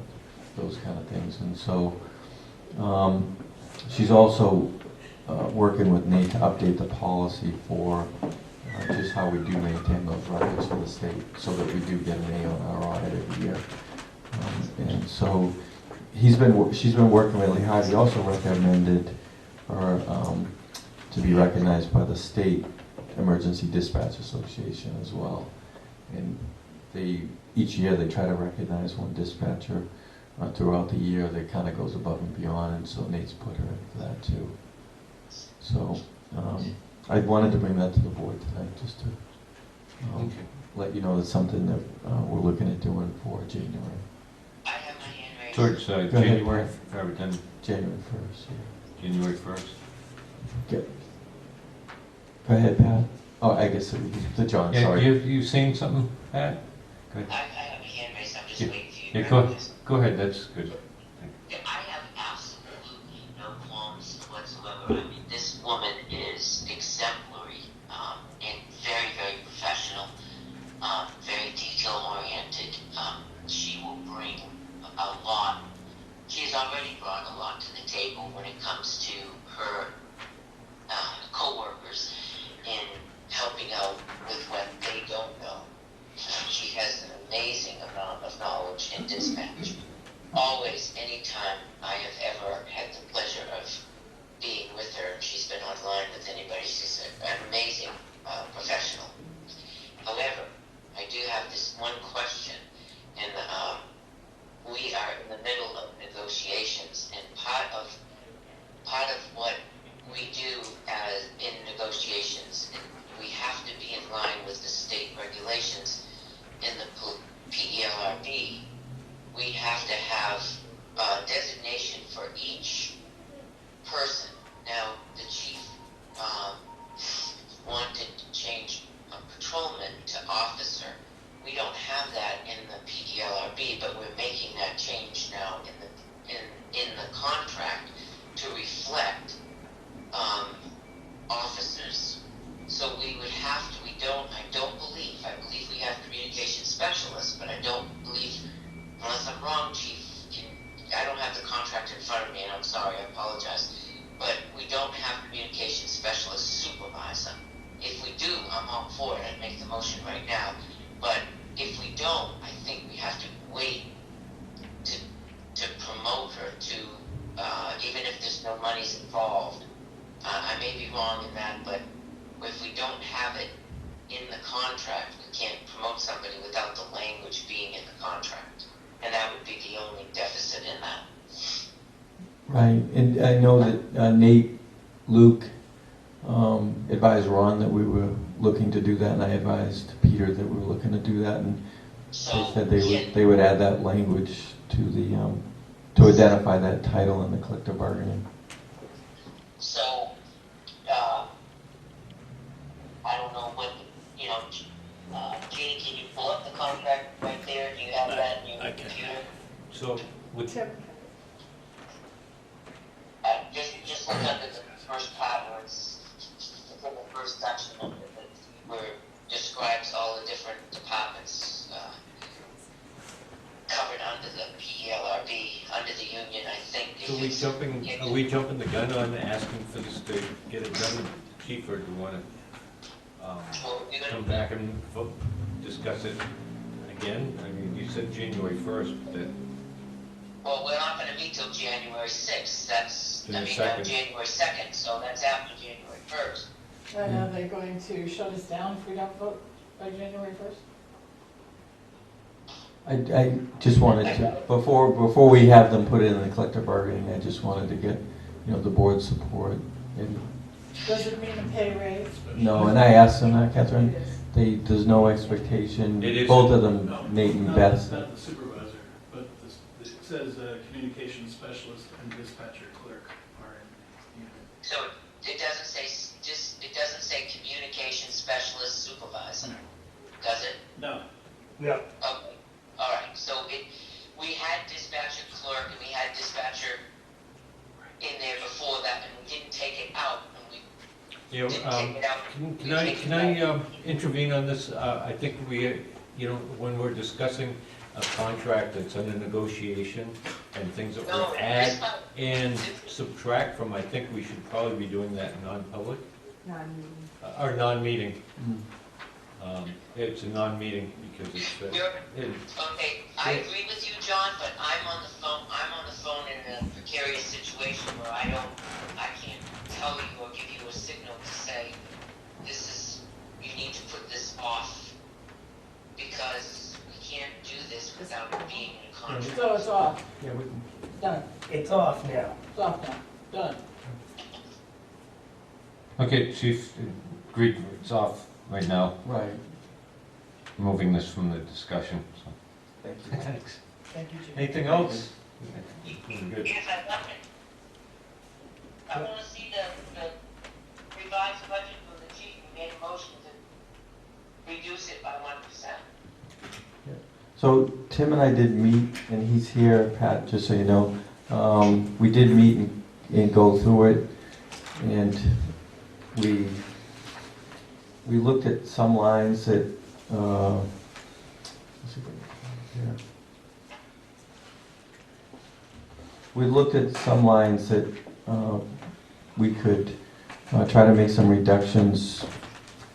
Line 340, one of the lines there is talking about the vehicle inspection machine that we use to inspect all the vehicles in town. And Tim and I talked about the ability to maybe have highway split it, where it covers all the vehicles in town. Right now that cost is in the PD budget, line 340. We looked at, $40. No, it'd be about $350 to $400. yeah, about 350 to 400 would be the savings there. So you're just talking about moving monies from this portion of the selectmen's budget to To, another portion? was one of the, One pocket to another. Yeah, so, no, and then, just leave it where it is. okay. And then we looked at vehicle maintenance, and we took about 1,000 there, so 19 to 18. Whoa, you're Which, taking money out of vehicle maintenance? We discussed vehicle maintenance, and we did, that was determined by our mechanic, public works director, and, Staff sergeant. yeah, the staff sergeant, the staff sergeant who determined that this is what is necessary to maintain this fleet. And the reason we're maintaining our fleet in such an excellent manner is to extend the longevity of these vehicles. right. I'm not willing to risk that. Neither am I. And then moving down, and again, Tim and I started working on the budget back in September, and we really tried to lean it out as best we could. We've gone over it, I don't know, including this week, probably half a dozen times since September, and we've been watching the lines, and there isn't a lot of extra in there, but we tried to go through it and find any place we could to maybe reduce a little bit. It does mean making some cuts. The next line we looked at was 640, which is weapons expense, and dropping out one of the qualifications. A night call would probably get us down to about 4,200, which isn't a lot, but it reduced, if I can get it, it reduced about $500 from the weapons expense line. And then investigation expense, 4,500 down to 3,900. And the line there is now reimbursed with polygraph money, so we do get some revenue now, about $1,800 a year for polygraphs, which kind of offsets that, but we did reduce it down to 39, which a little bit more, and then we went through equipment purchases, took that down from 3,000 to 2,000. And then lastly, legal, we brought it down to 3,000. And so the total was about $5,008 roughly. So, I can tell you, we're not going to be able to reduce the legal because of the shift of meetings into 2020. I can't hear who's talking, so. Tim is, Let me just ask this, are we segueing into Tim's 2020 budget? And, I mean, we are talking about the 2020 so, I budget. mean, we're done with the regular police Yeah. department stuff. So we're going to just say that we're with Tim We're not and done with the these chief. budgets. That's not, could I just finish? We're done with the police department update. Oh. We are now working on finance IT director with Tim Pearson on the 2020 budget. But we asked if you No. come in. This is what we're working on, is the budget along with the chief right now. I No, just- right now, we're specifically working with the chief, because he was asked by the Board of Selectmen to reduce his budget by 1%.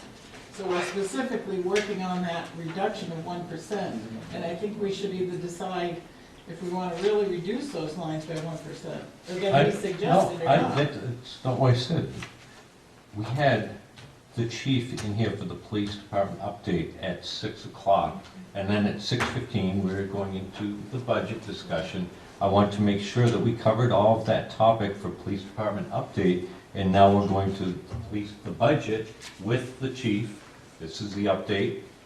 Well, where And- did you put the chief in the budget, to talk with the chief with the budget then, Right here, now, he's right here in front of us, Tim. Are you su- under finance? Are you suggesting we continue the discussion that we're Yes. having right now? Yes. Okay, It's not, yeah. I'm good. Just want to make sure there's nothing else, and go backwards with more updates for the chief. Yeah, I guess clarify, I didn't want us going back and asking about other non-update information. Oh, thank you, Done with the We're done with the update. thank you, Got it, thank you. got it now. But Sorry, I was so confused.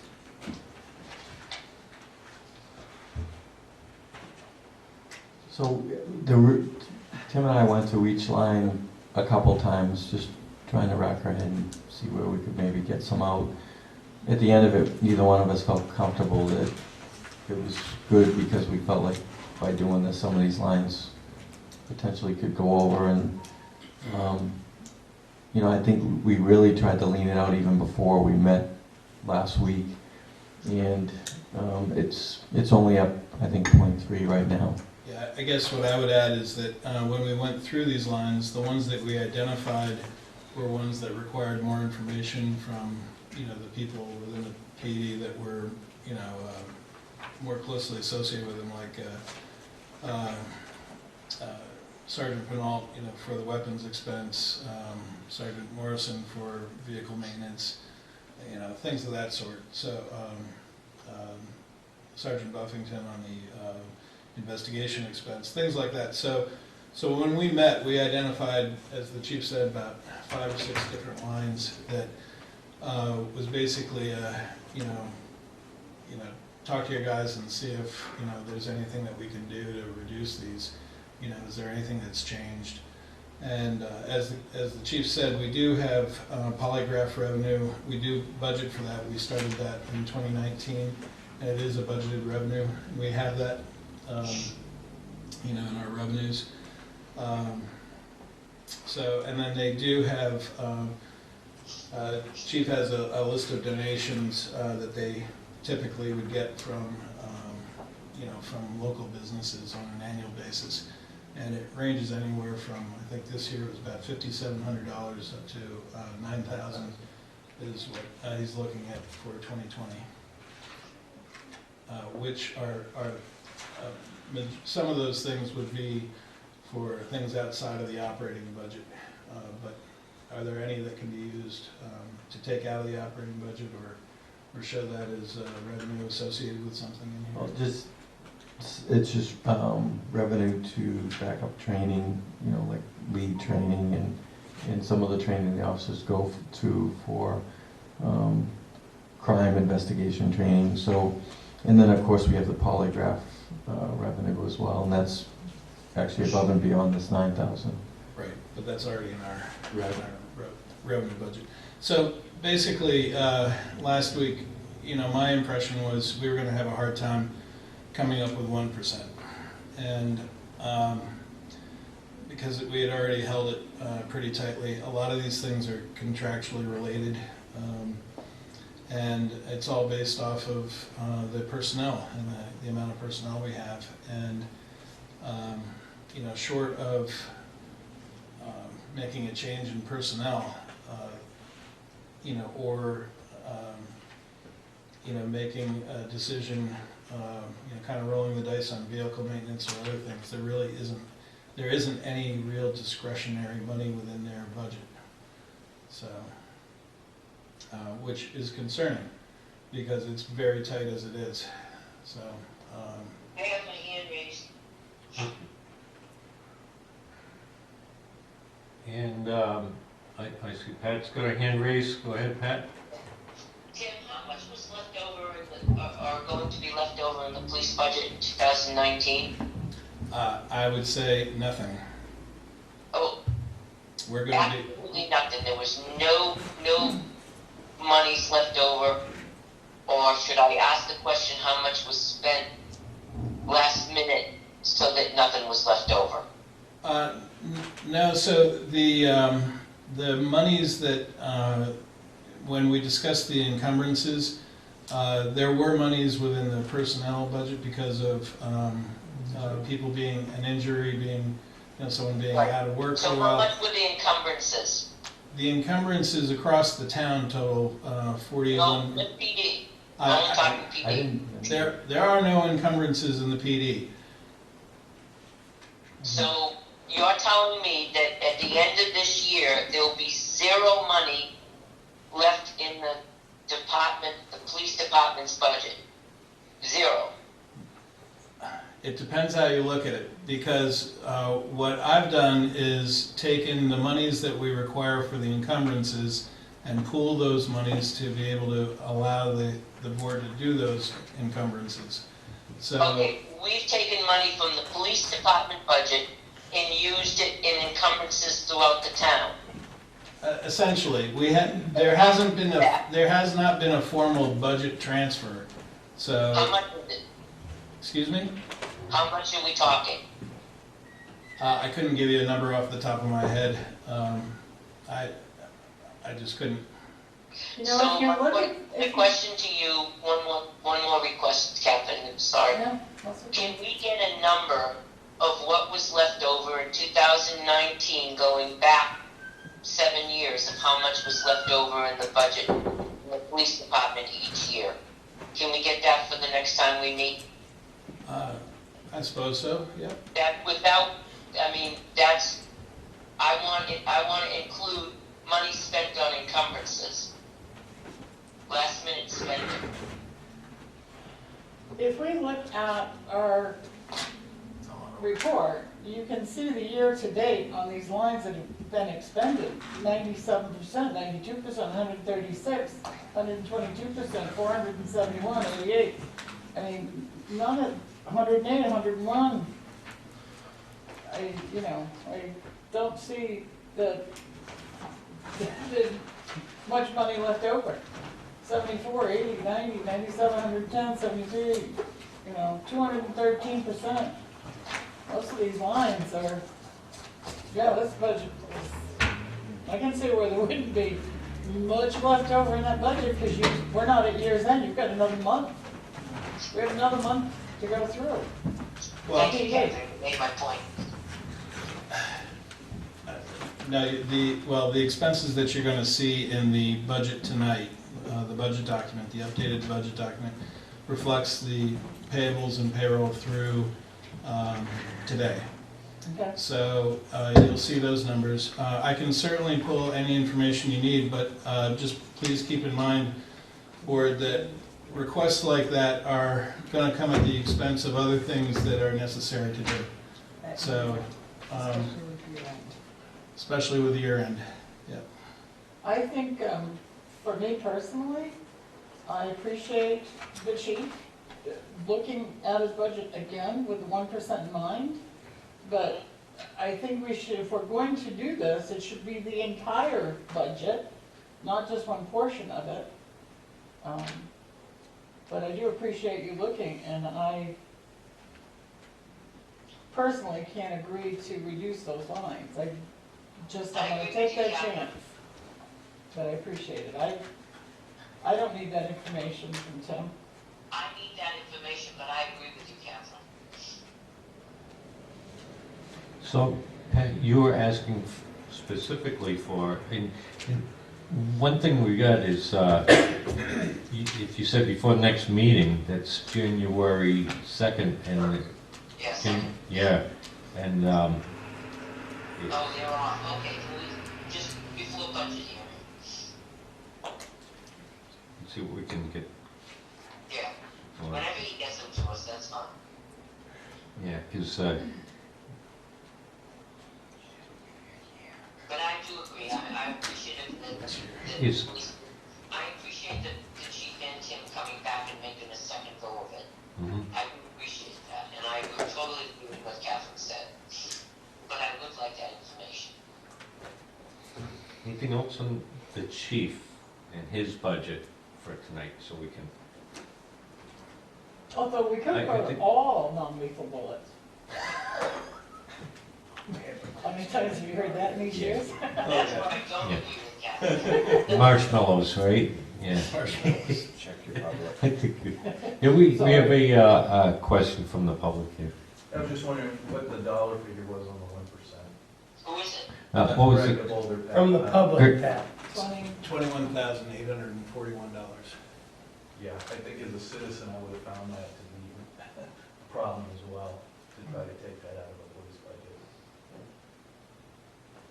I can't hear what he's saying. He just did that, as a citizen, he realized that that would be very problematic, it would be a problem to reduce it by $21,000. I was gonna lie and say he just volunteered for the budget committee. That's what I heard. No, if that's correct, I can hope he's gonna volunteer for something else. All right. Thanks, Chief. Okay, thanks, chief. Yeah, thank you so much for doing that. And give our best to our graduate tomorrow. Yeah, give a big cheer for us. Have a good ride home. Thank you. Good night. Merry Christmas. Thank you. This is another 12-hour day for you. Thank you, Tim.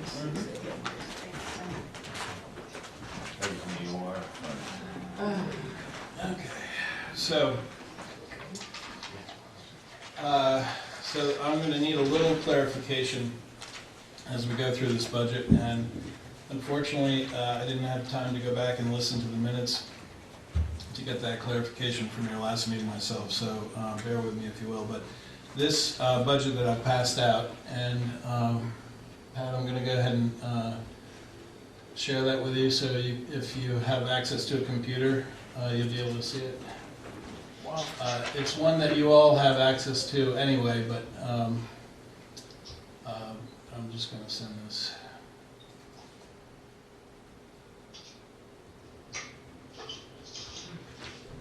Okay. All right, so so I have updated on the cover here a column with selectmen approved, and that reflects items that you approved at your last meeting via vote. And we can go through to make sure that those are correct. There's some that you have yet to decide on in those culture and recreation and outside agencies. Otherwise, I did update the actual for the sewer commission as requested, and then in the warrant articles, I put in the amount that would need to be approved through the construction bond for the milestone, as well as owner items of $4.716518 million. So, As long as we're cut. well, so Selectman Fogg just pointed out on my sheet from the presentation earlier, I have the bond calculation in at 4.911 million. And the reason for that is last year we approved the financing for $194,500, which the intent at the time was, when that passed, was to roll it into whatever construction bond that we would have when we, when that went to town meeting. So town meeting has already approved $194,500 to finance. So and this is something that would have to be discussed at town meeting, so it's very clear, but the total bond would be 4.91 million, incorporating both the construction portion and owner items as well as what was approved last year. Unless we do some other type of financing for the architectural and engineering fees, which could be done. But in any event, the amount that would need to be approved is 4.716 million. The CBA cost items, second item, that's yet to be determined, as you heard earlier. The highway equipment capital reserve fund is set at 35,000, which has been our historic amount. I did start a discussion with Public Works Director and provided him a template for the capital improvement plan, and we're loading in the equipment.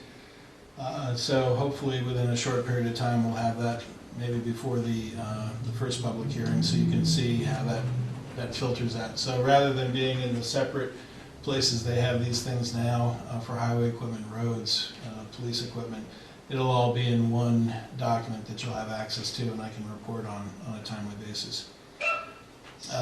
In addition, we have the $94,000 for the roads, streets, bridges, sidewalks, $9,000 for the revaluation capital reserve, and $6,000 for the milfoil capital reserve, improving lakes and waters.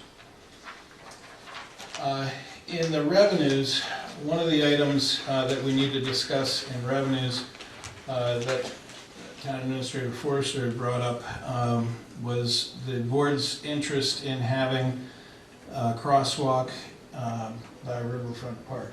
Is that correct? Mm-hmm. And possibly using monies from the shared revenues from the state, which we received $71,000 in 2019 and anticipated to receive about $75,000 in 2020. So those revenues, as you may recall, I described last time I spoke to you about the budget and went through the revenues. That is already budgeted. So if we were going to include an amount or an expense for a crosswalk, we would need to add it to the budget. So in other words, the revenue that we were anticipating is already budgeted in here. So we would need to just include the expense somewhere in the budget. Does that make sense? Yeah. Okay. You included the anticipated revenue for 2020. Right, because we knew that was coming. So, it would just be a matter of determining how much we would need to budget for a crosswalk and where it would be done. With the state, isn't that a gamble? Sorry. A little. Sometimes. Actually getting the money? Actually getting them. Yeah. No, the biennium, the budget was approved. The budget's It there. was in it? The budget's there, the money will come. We'll just have to decide to send it to us. I Um, think they're doing better. All right, so, yeah, I didn't understand what you were saying. All right, so that is the one note on revenues, just to keep in mind. So as you make your decision on what you would want to add, we can add that into the budget wherever it would be most appropriate. Changes. So there are just a few note changes in here. I'll direct you to the IT budget, where I put a breakdown on page 6 by department in each of those items. So in hardware, the $4,040 breaks down. I do this by location, is how I track it. So $1,860 for town hall, $700 for public works, $1,480 for police department. In software, the town hall utilizes $16,328 of software, $2,300 at the Public Works, and $10,650 at the Police Department. I've also just received a notice of a price increase on IMC software of 5%. So I will be requesting a slight increase to this budget line. We really don't have any choice in the matter, unfortunately. I did take out the 3 users, as you may recall, out of that last budget. In services, the breakdown is Town Hall is $6,125, $880 in Public Works, and $15,554 in the Police Department. And the the breakdown in communications is $4,804 in Town Hall, $510 in Public Works, and $9,986 at the PD. The supplies I did not break out. It's really, I can give you that, but it really gets into the minutia. We've been able to reduce that line, and I would hope that would speak for itself there.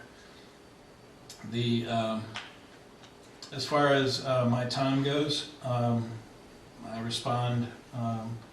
My goal is within 2 hours during the week, 4 hours on the weekend, and it's usually far underneath that kind of timing.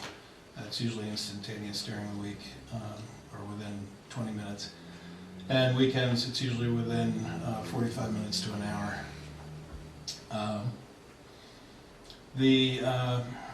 As we go through the rest here, I did not. So one of the clarifications I need, and I sort of grappled with this during the week. There was some discussion about moving the Access GIS service into the IT budget, and also moving Celebrate into the IT budget. The only reason I hesitated, and I just wanted to talk to the board before making those changes, is that it changes the comparisons year to year. So, there's always going to be that footnote that, oh yeah, well, the administrative budget used to have this in it, and now it's over here, sort of thing. So if that's still the board's desire, I'll go ahead and move those items. That will obviously change the breakdown and change these, but it's easy to do. But I just want to be sure. In the budget, in the lines where they're used the most, so Celebrate. Yes, they are. Exclusively Yeah. by PD. Yes, I don't even have a login for it. It's purely an investigative tool. So I would just like to get clarification on that from the board, what you would prefer. If it's important to you to have those in the IT budget, be happy to move that. I think in particular, Celebrate should stay in the PD budget. It's an investigative tool, it's a hardware tool that it's mostly hardware, but it needs a software update. Hardware is the main part. Right. It shows an expense that the police department incurs. Just like the mapping is an expense, primarily it's going to be used like that entries.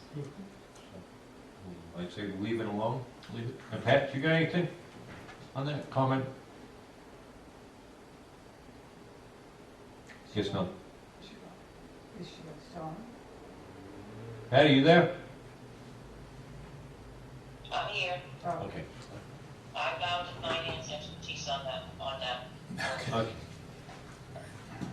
Okay. As we move forward, all these expenditures are updated in here, as I said, through today. And then when we get to, I presume you do not want to make any changes to the PD budget based on the discussion I just heard. Is that right? Leave it as is, his request? That's I don't want Not- to change it. Not I don't tonight. want to make any changes. Okay, all right, and I haven't, so. And then as you move towards the back on page 13 and 14 is where I've shown what the board has already approved. So culture and recreation, there was a vote on a few of those, and then a vote on the total culture and recreation line of $168,236. So that's what I reflected. And then on outside agencies, all of them were approved with the exception of Lakes Region Mental Health Center, Child and Family Services, which is Waypoint, and New Beginnings. Everything else was voted on in either an amount entered or zeroed out. And then I removed the two lines. One was the alternative recreation, and the other was Wasn't there a motion in, the ones with the zero, we made motions not to fund, correct? that's correct.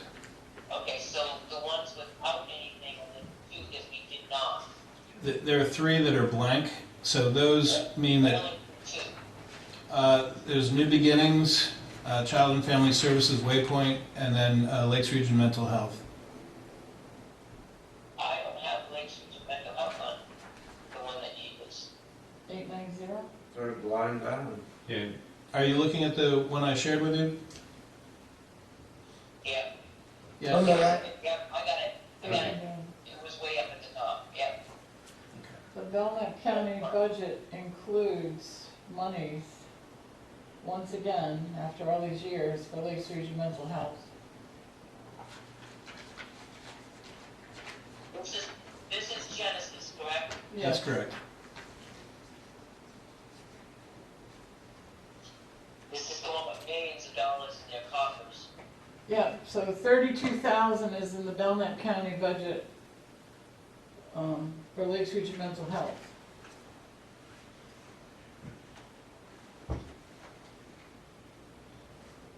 So I make a motion we not fund it. Second. any discussion on that? Did they come before the budget committee yet? You know, I'm shaking my head, I don't remember if they did when I was there or not. They did. And what is the budget committee doing with The this? budget committee voted to fund them before we knew that they were in the Belknap County budget. I informed them last night.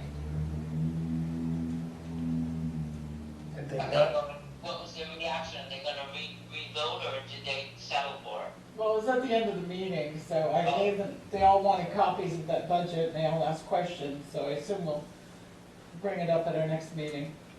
Yeah. Have they not been funding at the county level? They weren't, They were Yeah. not and they started again, but they weren't. this year. They stopped, I don't remember how many years ago, but it was enough. Yeah, That's when but Genesis I came to us. Then they came to us for help. Right. When Belknap County stopped funding them. Right. And now they're back getting funded by Belknap County? Well, I don't think the budget is approved, but the commissioners, it's in their budget and it's in the, it's in both parts of the budget.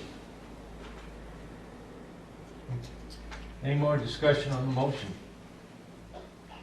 All those in favor say aye. Aye. Aye. Aye. Opposed? All right, Motion goes forward to not fund line 890, which is Lakes Region Mental Health. That's a zero.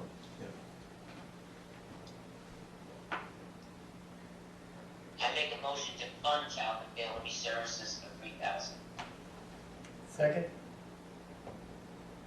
Motion second. Any discussion on that?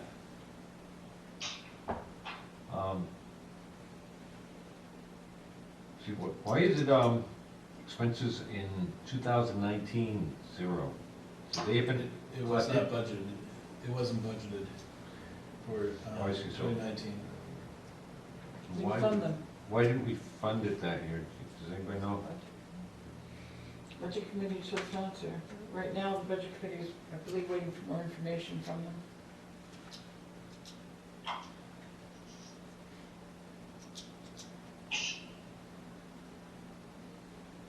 I mean, personally, I'd like to see what the budget committee gets for information from them, and that if they haven't submitted it, the budget committee had a deadline of, I believe, September for them to submit all their information, and they still haven't sent it. This might have been extra information after they interview. Extra They, information. Information, right. they often do that. They'll interview and they may not have all the information that the budget committee's looking for, and then they ask for additional. I suspect that's what happened. Did you know what additional information it was that they needed before they could make a decision? No, I don't think I was at that meeting.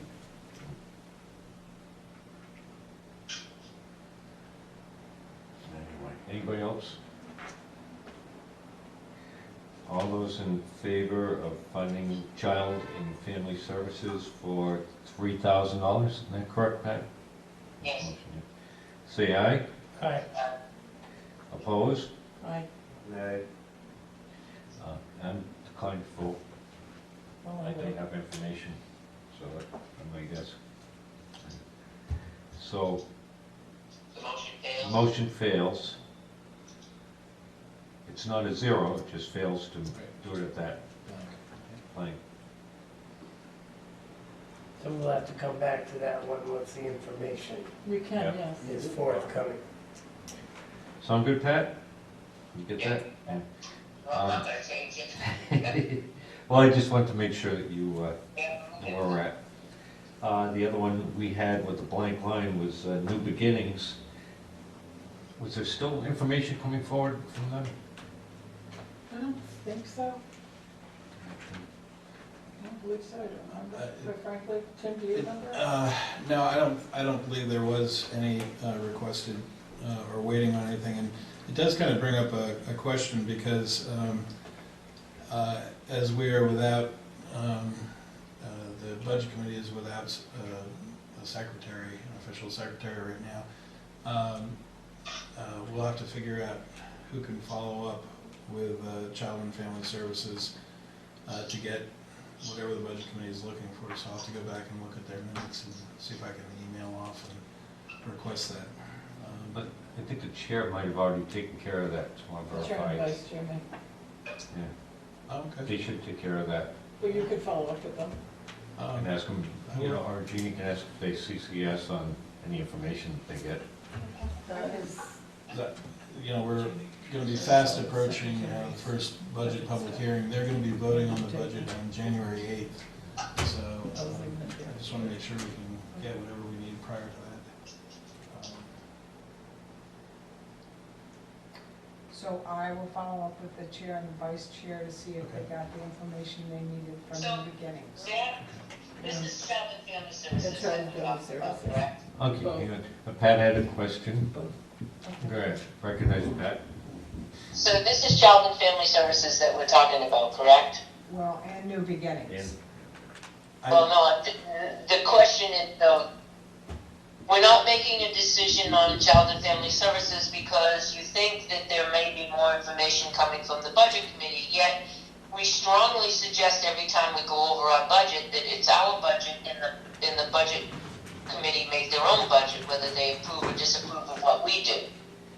And Child and Family Services has been a tremendous service to the town of Tilton with their guardian ad litems. And I just can't see throwing this program out for us. so have we looked at their financials as the Board of Selectmen? We were all sent the financials. I don't know if everybody's looked at it. Yeah, And if they weren't complete, why wouldn't we wait for more complete information on those financials? it's my understanding. You just answered the question. You don't know what extra information that the Budget Committee was looking for. And why are we depending on the Budget Committee to get our answers? It was That's my the question. understanding that the way we've done it for years is that the Budget Committee works with the selectmen to obtain information, and although they make separate decisions on it, but that information is shared amongst both the selectmen and the Budget Committee. And my thoughts is my decision probably most likely is separate from the decision that the Budget Committee will make, and that would only be based on the information that I received from them. But in all You know, fairness, things- Mr. Chairman, we have in the past, I don't know, 6 or 7 years, made a joint committee to Selectmen and Budget Committee, and to hear these agencies come in and plead their cases. And usually, no selectmen show up. Every once in a while, Joe or Catherine will show up, but selectmen don't usually show up at these meetings, and that's been my experience. And then when we come to making decisions on outside agencies, we say, typically, well, let's wait to see what the budget committee does, let's wait to see if they get additional information, they've asked for additional information and so on, which, to Tim's point, here we are now, the last meeting of the year, and we haven't made a decision on it because we're waiting on the budget committee, which our selectmen should have been at those meetings when they posted them with the financials, and we could have asked our own questions. Well, Pat, I mean, frankly, I've attended every budget meeting for 18 years, and I've been on that, so, and I've also relied on the information that's gathered jointly by the selectmen and the budget committee to base my decisions on, and if I find out that there's additional information that's coming, I'd like to see it. That's all. I mean, I'm not, that's the way I base my opinion on. It's been a little hard to attend budget committee meetings this season. They've been a little hit or miss because of lack of quorum. Let's move on. So at this point, just for clarification, I'm going to follow up with the chair and vice chair of the budget committee and ask what additional information they have for New Beginnings and Waypoint, and share that with the selectmen. Please. Okay, thank you. Okay. Did you want to move on to any of the other departments to make decisions? Any of the departmental budgets? Is New Beginnings the same way, you're asking for additional information? Yes, that's my understanding, Pat. Okay. I wasn't aware that there was anything waiting from New Beginnings. Yeah, there might not be. I didn't think there was on New Beginnings. I think that just, Okay, I'll motion then for 1575 to support.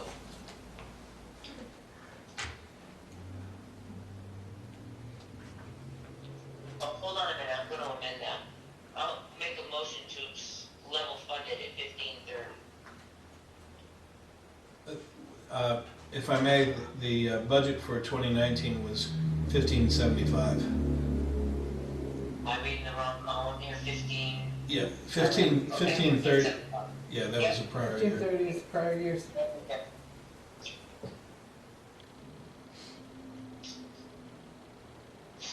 No second. Okay, move on.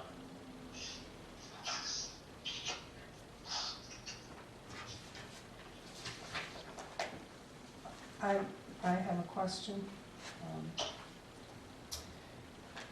So we received the LCHIP grant, which gives us the ability to expend up to 19,000 and change to do an assessment of the building. And I mentioned to the board that I was going back to speak with another firm to see if I could get a better price. And I did have an architect come in today, and I think that we're gonna be able to reduce that down. So the LCHIP grant requires a match from the town. And I don't believe we have that in the budget, Tim. And Right. I think I mentioned to you that Catherine had asked the question about, can we find those funds anywhere else? And when I talked to you about that, you said, no, we're done.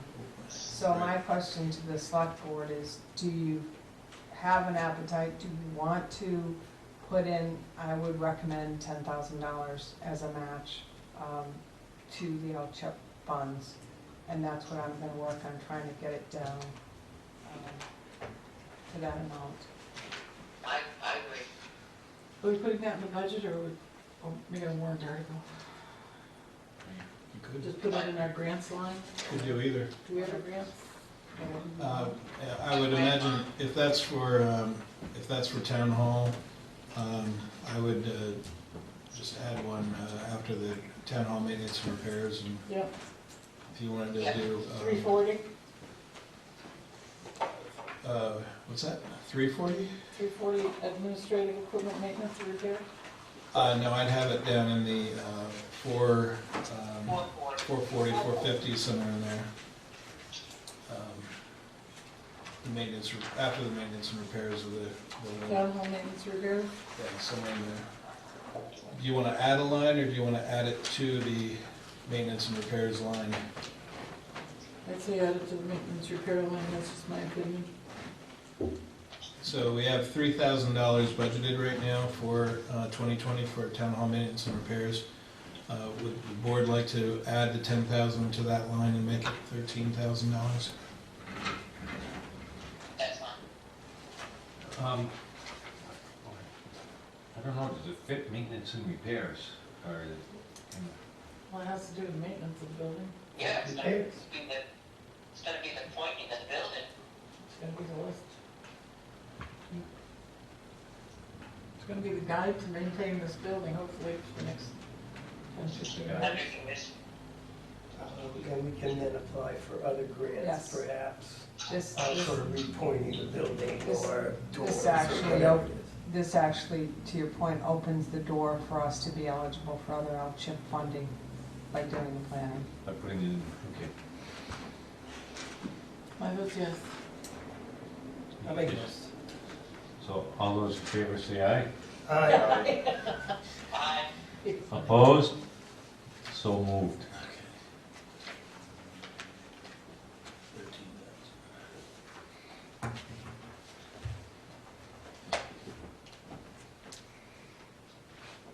So to make this quick, can you give us a bottom line figure that excludes, did we do all of culture and recreation yet?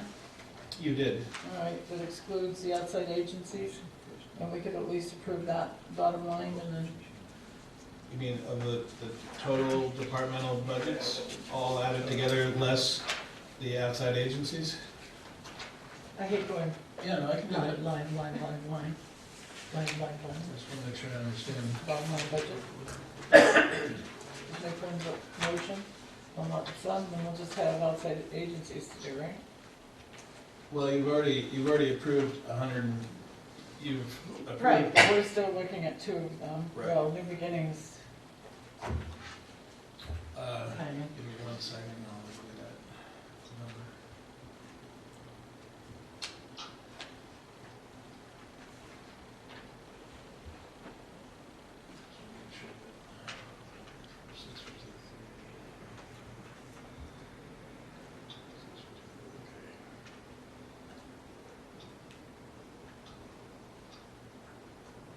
So all the departmental budgets, less the outside agencies,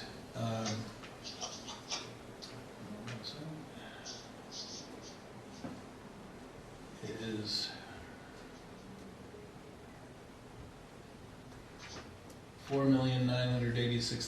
$4,986,483. I'll make a motion to fund that amount. Second.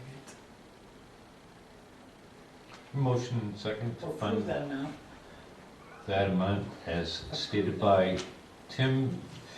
Did you hear the amount, Pat? I did, but go ahead, make your motion, I have a Yeah. question. Well, that's the motion. Did somebody second it? I did. Okay. Go ahead, Pat. Prior to the changes, what was the figure?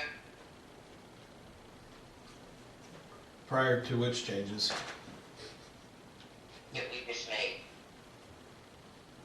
Well, maybe this would be a better way to explain how I calculated that number.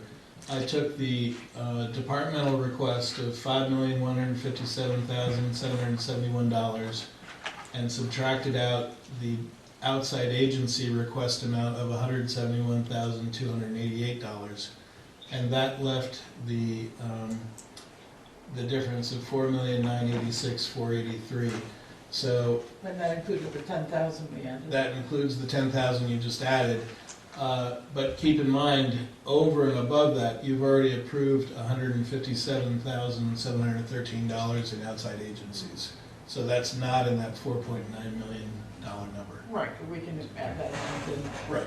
Yeah, we At don't, least this kind of closes the whole. yeah, no, this, Well, if you added the 157,000, whatever it is, outside agencies that we've already approved, okay, what did that give us for the total of what we've already approved? $5,144,196.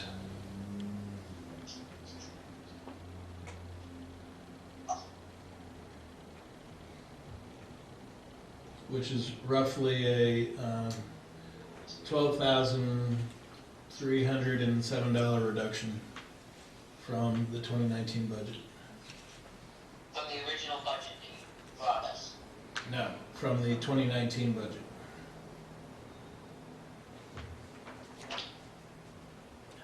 In other words, comparing what you have approved to the 2019 budget that was approved, it's the 2020 budget is $12,309 less. So far, the only things that I've seen that we've cut out of here is candy, and we went down on legal, I think, a little bit. We could add, just added 10,000 and added 3,000, so that's 13,000 added. But all in all, the entire town budget, we've pretty much rubber stamped everything. The IT budget went down because of all the new Yep. equipment that Yeah, we just acquired.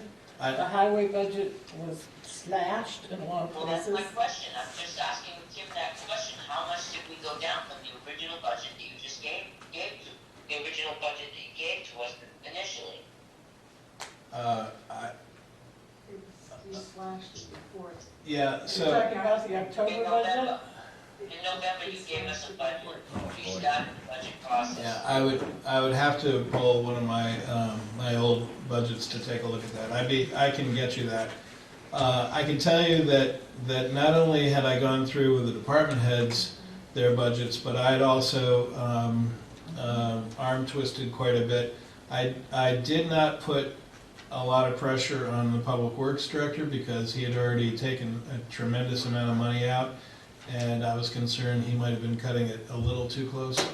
So Well, I know, Tim, I'm not reflecting this on you whatsoever. Oh, no, I understand. I'm just looking forward.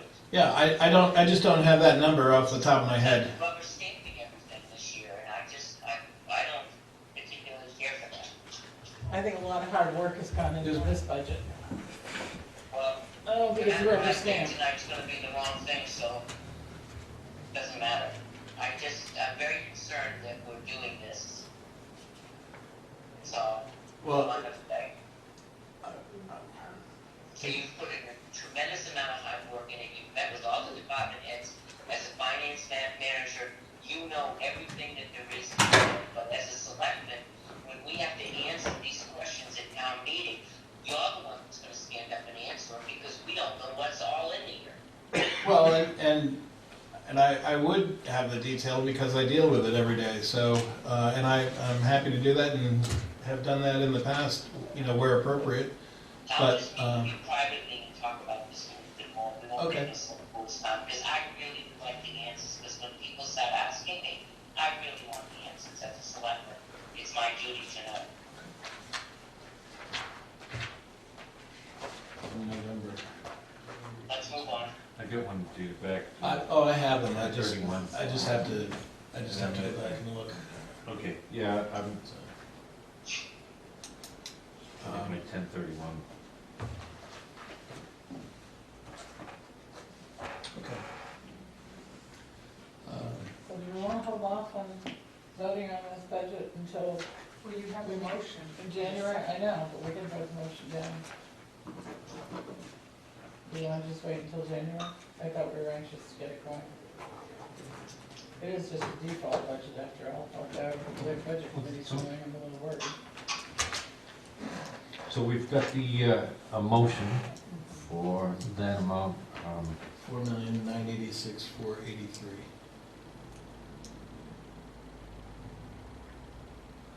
Which we're still expecting more information to come in. Just some on changes. one. Well, and we can come in at our next And we meeting and could- find something has changed, we have to add, we have to subtract, but at least we're. You can always change. We've got a number that We got we're a starting with number, for we're now, kind of moving forward, and I thought that's what the motion is. that's what I'm thinking. These things are gonna change. So, I'm gonna go ahead and we're gonna vote on the motion. All those in favor? Can you repeat the motion? Okay, and maker of the motion was, $4,986, no, $4,986,483. Joe seconded. and it was seconded by Joe. Did you get that, Pat? Yep. Okay. All those in favor say aye. Aye. Opposed? No, let the record show. So we can let the budget committee know that we've at least approved that amount? With one item outstanding. So Yeah, once again, we approved something and then 2 weeks later, we're gonna unapprove it. Or add to it. Sure, because we haven't approved the entire budget. We just did it earlier tonight with the police building. Yeah, no. That's gonna be even worse. It is. Approve to disapprove. And had the board, apologize for not being up earlier during the discussion of the building, had the board approved all the warrant items, warrant articles, moneyed warrant articles, or not? We haven't gotten to No. that yet, that's on Okay. Judy's. Right, and Okay. I'd actually like to do that while Tim is here, in case you have any questions about the bond language, because he works directly with DRA on that. So you all have a copy of the warrant, if you're ready to talk about that. I think, Tim, Oh, you weighed in yeah, on this, on the Northeast mailing system? Yes, there were 4 items I would like to discuss before getting into that, if that's all right. First, as I had emailed the board, our postage meter lease is up. The United States Postal Service requires only, there are only certain vendors that are approved for these. You can't purchase and own the equipment, you have to lease it or rent it. So this is for a 60-month lease. It's less money than what we're paying now. It is for a newly refurbished unit from Pitney Bowes, and it represented $11 and change less than the competition. Both are on state contracts. There's no negotiation. The recommendation was to approve the 60-month lease at $125.38 a month. So moved. I'll second that. Okay, so the motion is to approve the 60-month lease for the Pitney Bowes Green DM 400 at $128.38 per month. Any other discussion on that? All those in favor say aye. Aye. Opposed? So moved. On this contract, they have left just one place for a signature. Make a motion to allow the chair to sign for the board of selectmen. Second. So a motion and a second to allow the chair to sign this. All those in favor say aye. Aye. Aye. Opposed? So moved. There's 3 places there, John, that you'll see. While you're signing that, also, we had land use change taxes this year in the amount of $6,100 and it's either $30 or $60. It's in your to be signed folder. I wrote up a letter. I attached the tax collector's report to it. There was more than that billed, but it hasn't been received yet, and the warrant article specified only the received monies are to be transferred to the Conservation Commission's Land Use Change Fund.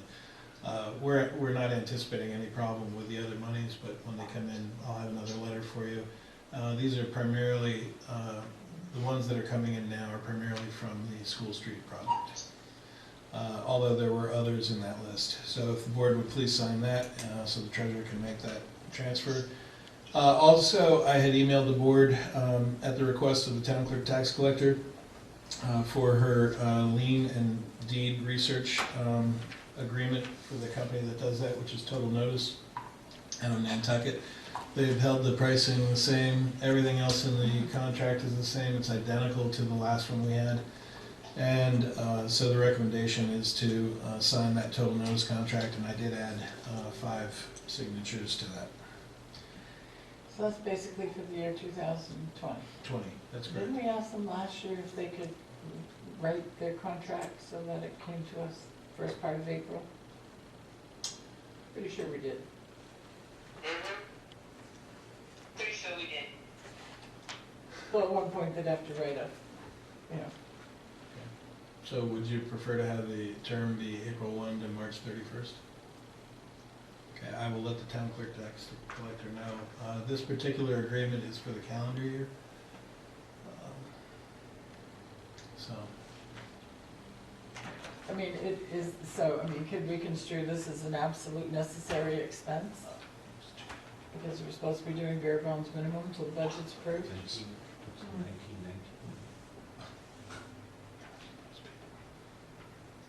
sorry, I'm sorry. They had a date of 1919 on it. There it goes. That's really funny. I'm sorry, I missed your question.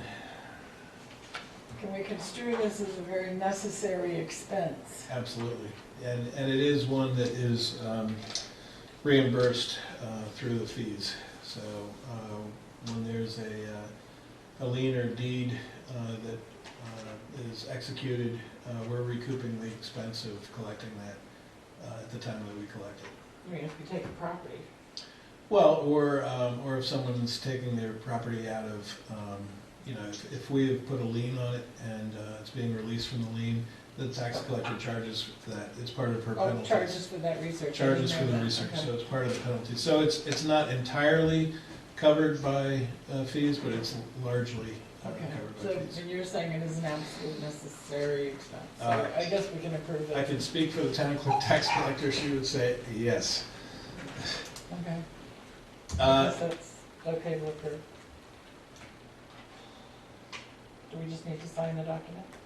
I would think so, unless you want to take a vote on it. The last item I had, is, are you in consensus that you're just going to sign the total notice? Or not, according. 5 people, then not everybody I'm just necessarily. ready to move on to my next item. So I'm just, Move on. okay, the last item is a letter for the trustees. Last week, we requested money for the Cedar Street, Route 3, Main Street project, you know, all the different capital projects that we did. And as luck would have it, 2 invoices came in after the fact, one of which for JP Carter, and both of which were for Main Street lighting. One was the balance of the Carter proposal, and the second was for expenses incurred at Public Works having to do with the boxes, junction boxes. So there's a letter in your to-be-signed folder requesting the reimbursement of those monies from the Road, Streets, Bridges Capital Reserve Fund. And I would say that it really should have a motion for that, because as agents for the fund, it should be in the form of a motion, if you happen to have that in your handy.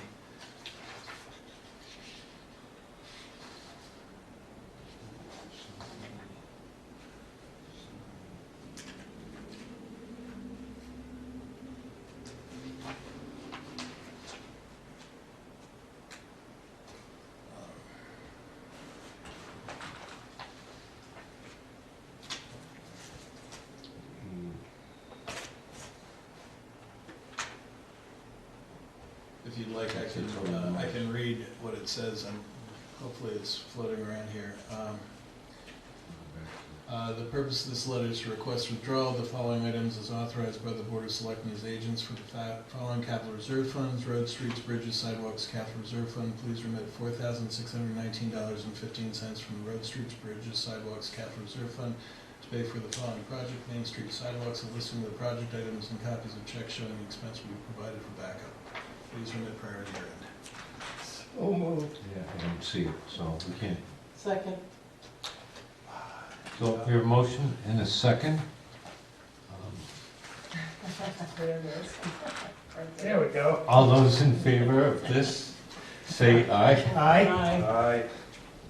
Opposed? So moved. Thank you very much. That's all I had.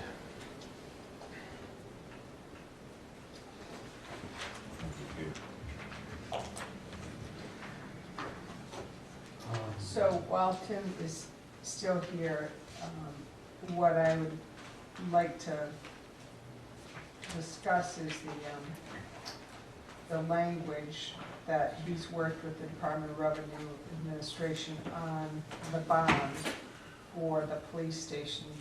Again, because I need to post a notice on Monday so that it makes it in time for the first budget hearing on the bond. Do you want to see it? Do you need this? Yeah, I don't You do? have it. Well, I can bring it up. Yeah. Oh. So it's Article number 3. So,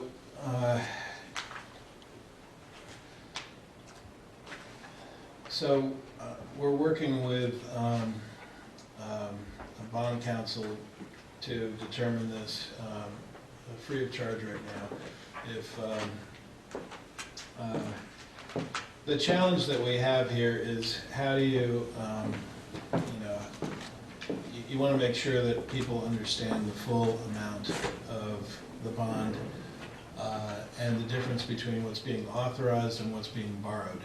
So, as I mentioned earlier, we already have the authorization to borrow $194,500 from last year, and that authorization exists for 5 years. So, and it's totally up to the board. It could be put into a 5-year note. It could be financed for a period of time through our cash flow, our TAN, and not financed at all and absorbed over time. But we have that financing authority. So the board has that financing authority as of last year's warrant article.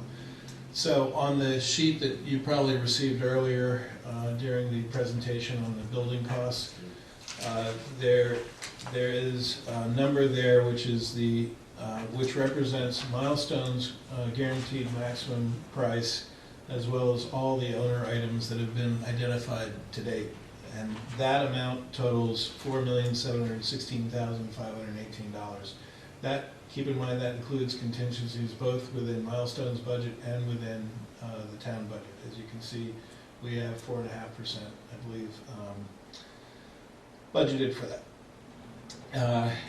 If you look a little further down, you'll see there's $194,500 that we could add to this 4.716 million, and this is what was discussed last year at town meeting, that when we had a construction warrant, a warrant article and an amount, that we could then add that architectural and engineering fees to keep the costs as low as possible, over a period of time. So that's why when you look at the bond in the document I provided earlier, the $4.911 million bond, that represents both the Milestone construction, owner's items, and architectural and engineering.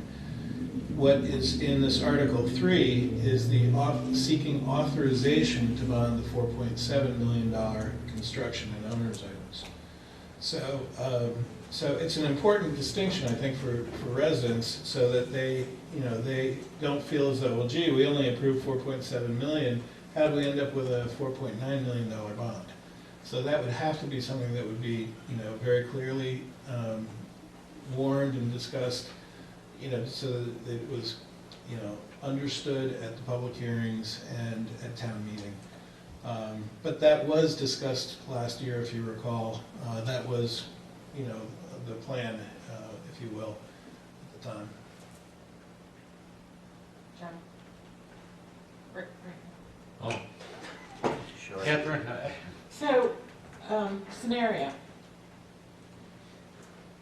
We asked for a bond for 4,911,916 that includes the architect and engineering fees. It's voted down. It doesn't pass. How do we bond the 194,500 by itself? Well, we don't. because we're not putting the 4.9 million in the warrant article 3, it's 4.7. Well, maybe, it's up to us to decide. isn't Well, it? yeah, Thank you. the recommendation is the 4.7 million. And that we, Because that's the authorization that's required. So if this warrant article were to fail at town meeting, then the board still has the authorization to finance that 194,500 up to 5 years. so what you're saying is we don't have to include it in the amount? I don't think so, because it's the difference Or are we between. authorized to bond it anyway? Mhm, that's correct. You already have that authorization from last year. Deceitful. Well, we'll bring it up and maybe we'll make an amendment to add that into the 4.7 if it's Well, looking. we don't have to, because we already have the authority to True. bond. Well, we'll bring it up that was bonded last year. We have the authority to do it, but that's So- part of the money. So in Let's other make words, sure the presentation includes all these. Yeah, amounts. yeah. We need to oh, make absolutely, absolutely. So, and again, it's the difference between the authorization and the execution. So, you wouldn't have to necessarily finance that 194,000. You know, there's other ways to do it. You could put 50,000 in the budget for, 4 years. In other words, there are other means by which to make the town whole for that expense. Let's not experience what we did in purchasing the land all in one time lump sum. That Well, was a hit. it came at a time with the reassessment. It was just an inopportune Do you convergence. think? What do you recommend, the 4716518? There's nothing else that we should be adding to that, considering, because this is going to be a not to exceed amount. Right? $223,000 of that is the contingency fund. Well, there's more than 223,000. You would have to look at both. There's a contingency for the, You'd have to look at both milestones Milestone. and the towns. theirs is what, 6%? 6%. Milestone has 6% in their guaranteed maximum price. If you were to look at the detail on their cover sheet, I believe it's 6%. And we're carrying 4.5%, or 223,000. I think their 6% was, I don't have it in front of me. It's on that cover sheet that they had, but two different purposes, of course, and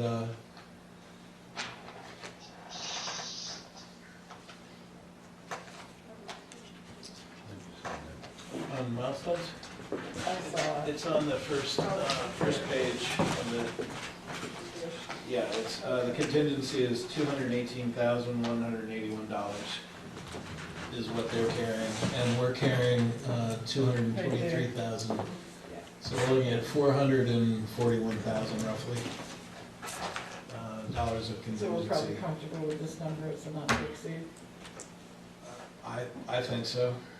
Generally, I think you throw around 10% on contingency, so when you take those two numbers, that's gonna be close to 10% 10%, yeah. bonding, so Which is why they you're not gonna probably wanna cut us.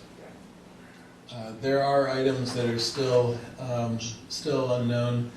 The audiovisual EOC equipment, some of that we have in there, $25,000 and $15,000 for the inspection, soil compaction, concrete and pavement testing.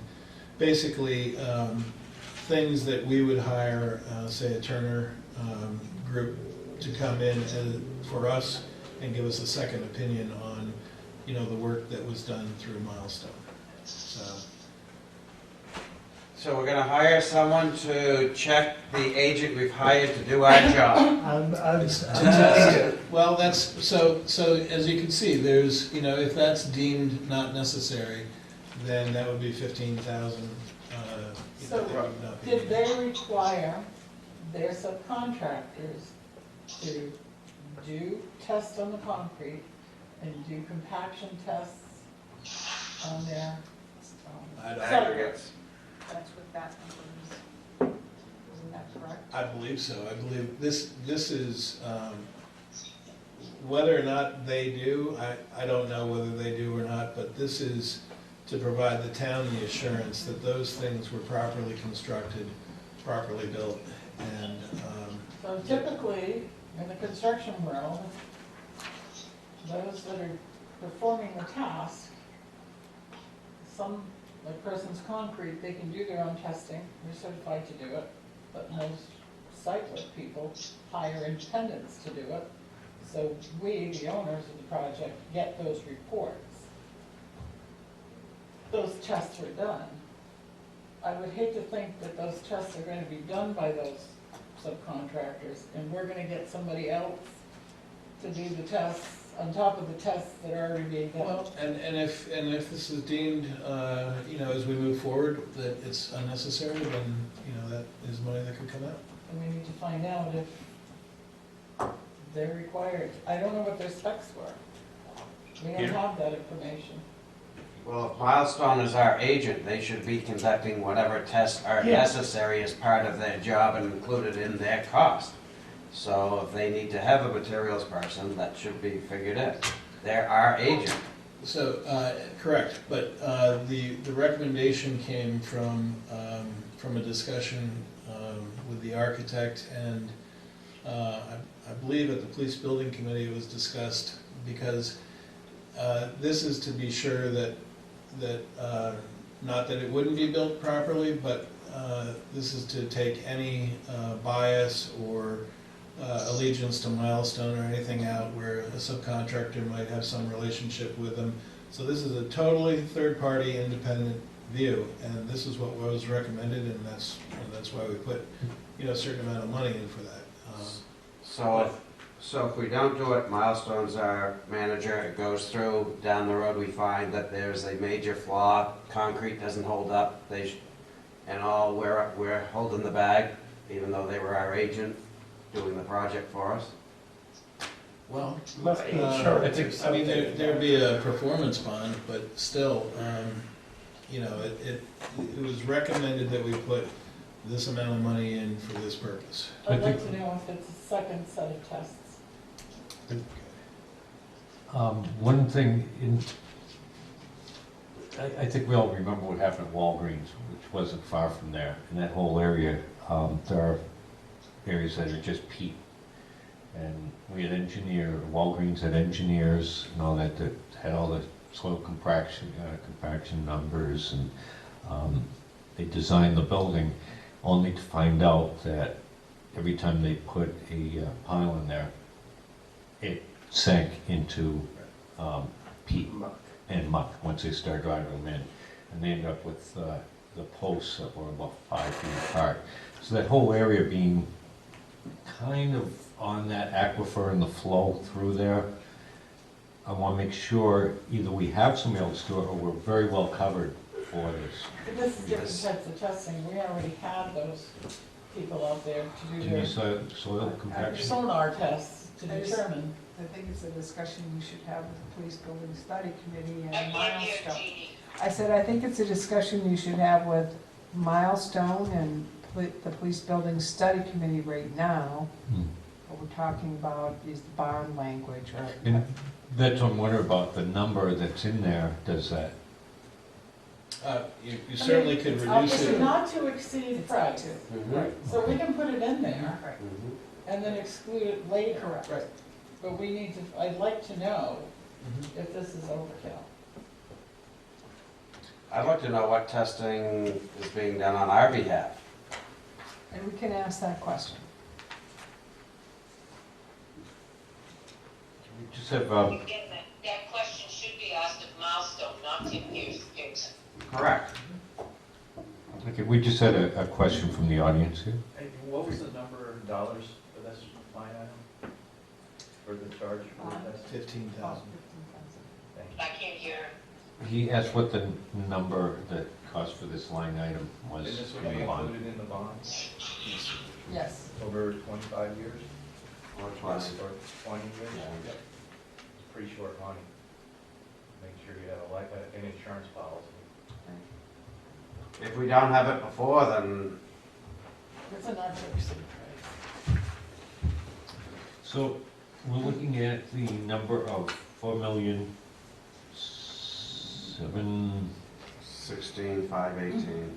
4,716,518. Yep, there you go.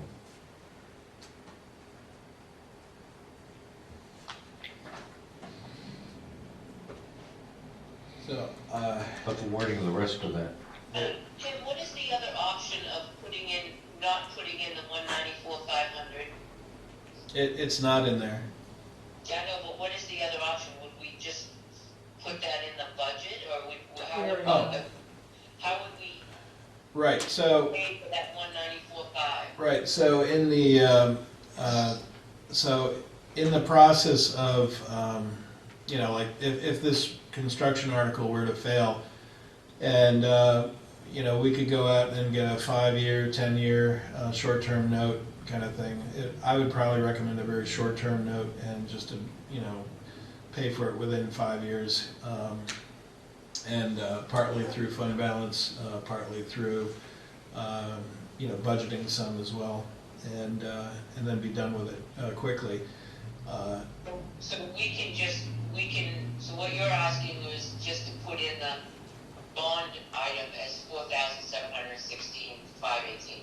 Well, because the article is to raise and appropriate the money. It's to authorize the Board of Selectmen to enter into financing for this amount of money. You already you sought and received the authority to do that with the 194,500 last year. So you already have that authority, so we couldn't add that to this warrant article because it would be duplicating it. So, the difference is, if someone looks at warrant article 3 and thinks, oh, that's the amount of the bond, that would be incorrect. What you're looking at is, that's the amount we're seeking to authorize towards a bond, which we would like to, depending upon the board's decision, add the architectural and engineering fees to or not. So, Again, multiple numbers. I think people are going to get confused, but I think if it's explained the way Tim just explained it, I think they'll be fine. I hope so. Yeah, I would too. If it keeps going up. well, the only other thing I could think of is if the board could take action prior to town meeting and finance this 194.5. We're getting some very good rates back, short-term rates. We're looking at our borrowing next year for cash flow in the 2.37 range. So, that is one other thing that, if the board wished to investigate that, I could work up some numbers for a 5-year and see what that would work out to be. But we would have to add that to our debt schedule and into the operating budget for long-term debt in the operating budget for 2020. Well, we owe it. We're gonna have to pay it. Wouldn't you be better off rolling it into this? Well, yes, and that, yes, so, Jeannie's question was, wouldn't we be better off rolling it, the 194 into this? that's correct. And that was the Or discussion 187? last year at town meeting, and that was what the conventional plan was, that once approved and with a construction article, those could be combined into a bond, so. How would we pay cheaper interest in a short-term note on that Yes, than if we rolled it into the? slightly, yep. We'd have higher payments, less overall interest paid out on a 5-year. But you'd probably be looking at about $50,000 a year to add to the operating budget to pay for that. Or $40,000 a year, I'm sorry. Or we could Or you get the could- money and apply it towards that to pay it down quicker, which would reduce the interest rate. Yes, yeah. So, I'm just saying there are options, so if the board would like me to do that, I can work something up with a bank and see what that would look like, or we can proceed forward, or I can do both. I'd like to see what it would look like, what the numbers would look like. Okay, I'm just saying, that's separate from what we're asking here. that's correct. Yes. This Article 3 is just seeking the authority to enter into, financing of the 4.7 million.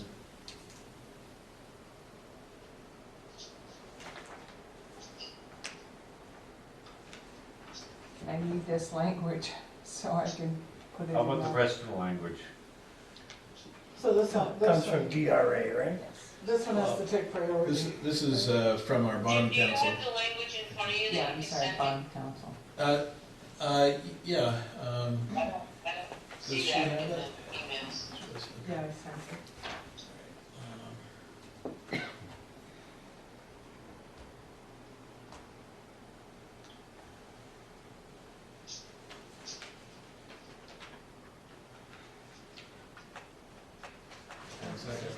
This information and this language was recommended from DRA, Bond council.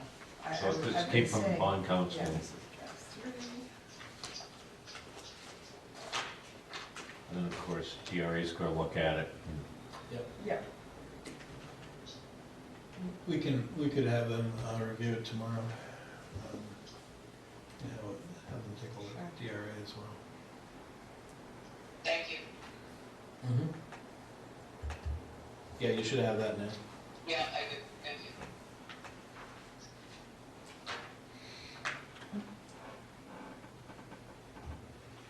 I mean, I suppose the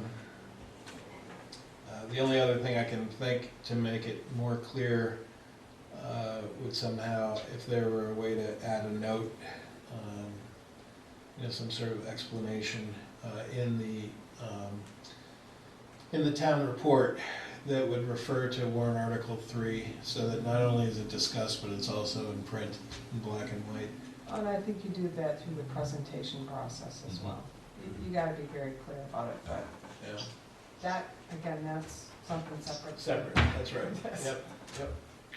So, are we ready to decide on this, if this is the way we want Article 3 to read?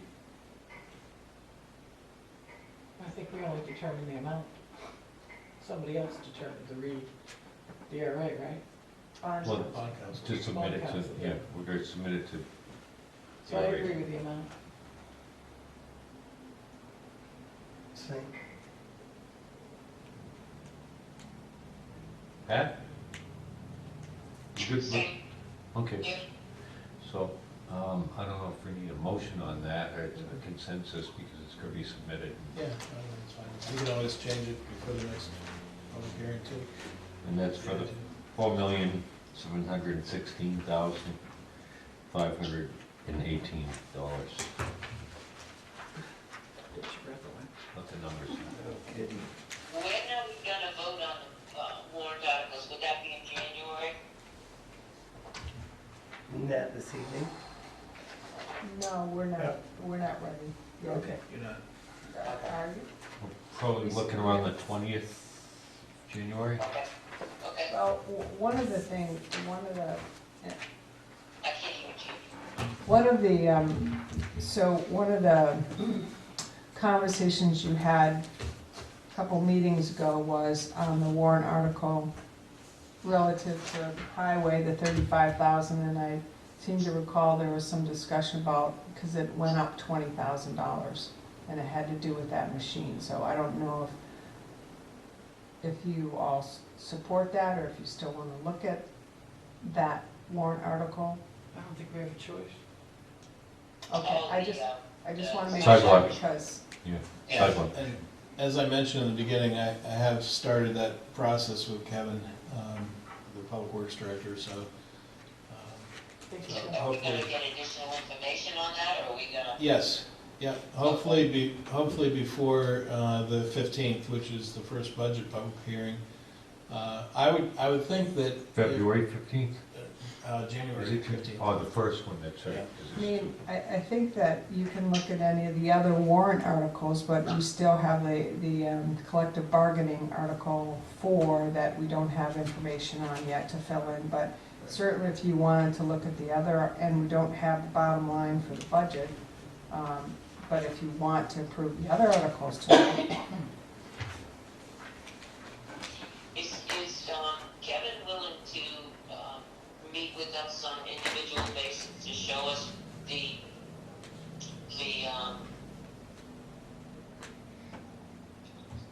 what's wrong, what he, I should say that, I can't even think, I'm sorry, I'm not even thinking correctly right tonight, what he feels is mischaracters of the multi-one, that he needs to do away with that as a sidewalk machine and get another one. Peter? The reason is there's no suppliers around. Used to But be, is he willing to show us in action what it does and what it doesn't do? See for ourselves what it does and what it doesn't do? I mean, somebody can say, well, it doesn't throw snow. Well, I'd like to see that it doesn't throw snow. I mean, for me personally, it was a hands-on thing. When Dennis went to buy a new machine, I was out there and I, kind of looked at it. Same thing with Oh, he's not gonna be purchasing this for, not even this year, it'll be next year, and I'm sure it'd be 3 bids. My understanding is he wanted it this year. No, this was for 2021. no, his concern is getting parts because the suppliers have dried up. They seem to be pulling out of the US, so we need something. Okay, if it's not this year, I'm fine with it. Don't. It's not this year. I can tell you that last night at the budget committee, he described how they did some work on some parts to be able to come up with some more standardized tires, and so he described how they were able to fashion something so they can use parts locally for one thing. They had to customize it. They had to customize it, right. Which voids a warranty, of course. Well, but he did say that it is useful in the parks and during the summertime and things of that sort. Right. So it won't be If it breaks scuttled. down, motor and there's a major part, it can take my ass up to 2 weeks to get that part. In Yeah, the meantime, we keep getting snowed on. Yep, that's right. exactly. All right. Yeah, it took over 50 minutes. I watched them do the sidewalk from the end of Morrison Ave up to the Yeah. Lowe's Drive, and it took 50 minutes for them to get up that hill. Doesn't Why don't they In the go snow. down the hill? Common sense, gravity. I knew that was a major. No problem, but the thing is a light duty, it's not a municipal Yeah. machine. I've seen the heavy-duty ones struggle just as much. So, Well, I'm not completely sold on a $110,000 machine yet, but, okay. well, I would encourage the board, if you could, to review the other moneyed items here. The road, streets, bridges amount of 94,000. The 9,000 for revaluation, 6,000 for. Can we back up to 94,000? Do we have a list of roads that are gonna be done? I think we asked that of Kevin the last time he was in. and he has the plan, and it's on there. It does get adjusted according to which roads did deteriorate a little quicker than the other ones, which ones he can swap around, but he did have the 10-year plan. Academy Street is And he being listed done them. next year because the sewer commissioners are putting out an RFP to replace the sewer line, and I confirmed that with him as a sewer commissioner, that he plans to do that end of April, beginning of May. So I guess your question is, yes, he does have the plan. Okay, my understanding was he was going to change some of it around, and then he was gonna get back to which ones he was gonna change around. There's a couple of streets that was on here that weren't gonna be done next year. Yeah, and he does that every single year. He has done that based on, They want to have a What- 10-year plan. because you have a 10-year plan based on how long you feel that so you might say 10 years from now that Maple Court needs to be done, but it turns out in 7 years it came apart, or maybe at 10 years it's still in perfect shape. However, another street, maybe the street or something needs to be done. So yes, he does swap them. But John, my point is, you're asking me to go on Google Drive and look at his 10-year plan. That is not accurate. That's my point, it's not accurate. A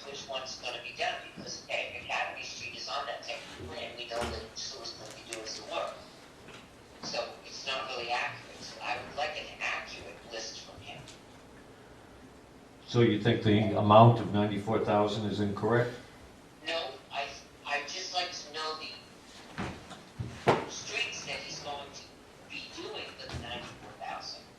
Streets, bridges, But he's not doing it, He's been asked. he's not going to be doing it for the 94,000. The 94,000 gets added into the town roads and bridges and sidewalks capital reserve fund, and that's what we put in every He's year. not doing any roads next year.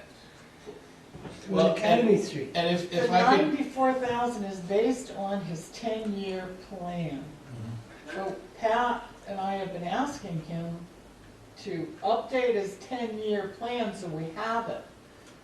I know as a sewer commissioner that he's doing Academy Street next year, he's committed to it because we're putting out an RFP.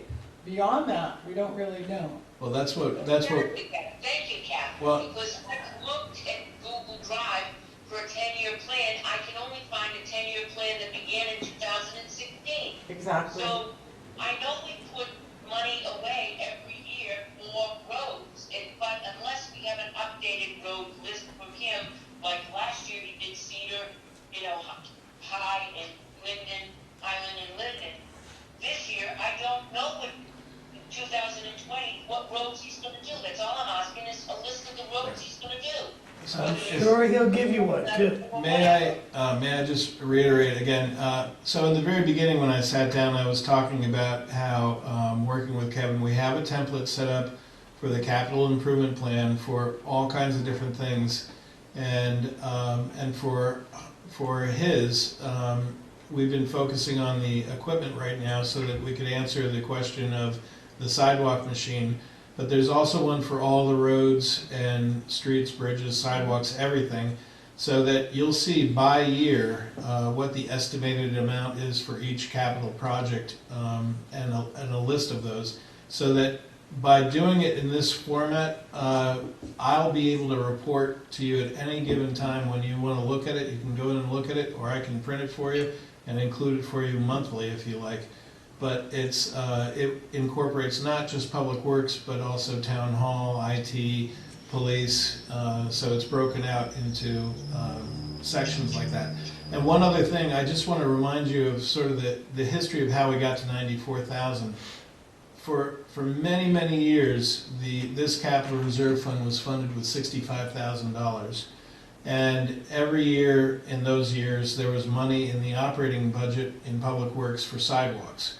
But one thing led to another, the sidewalks didn't get done, so eventually the board at the time said, let's take that $9,000 that we put in for sidewalks every year and just put it in the capital reserve fund and change the title. So then it was 74,000, the 65 plus the 9 was then $74,000 going into the capital reserve fund, and town meeting approved adding sidewalks to that.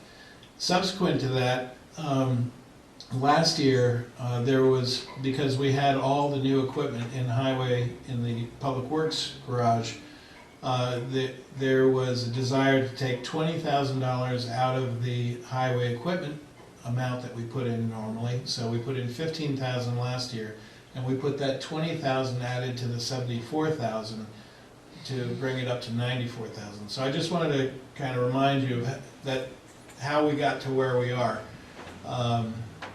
So that's a little history lesson.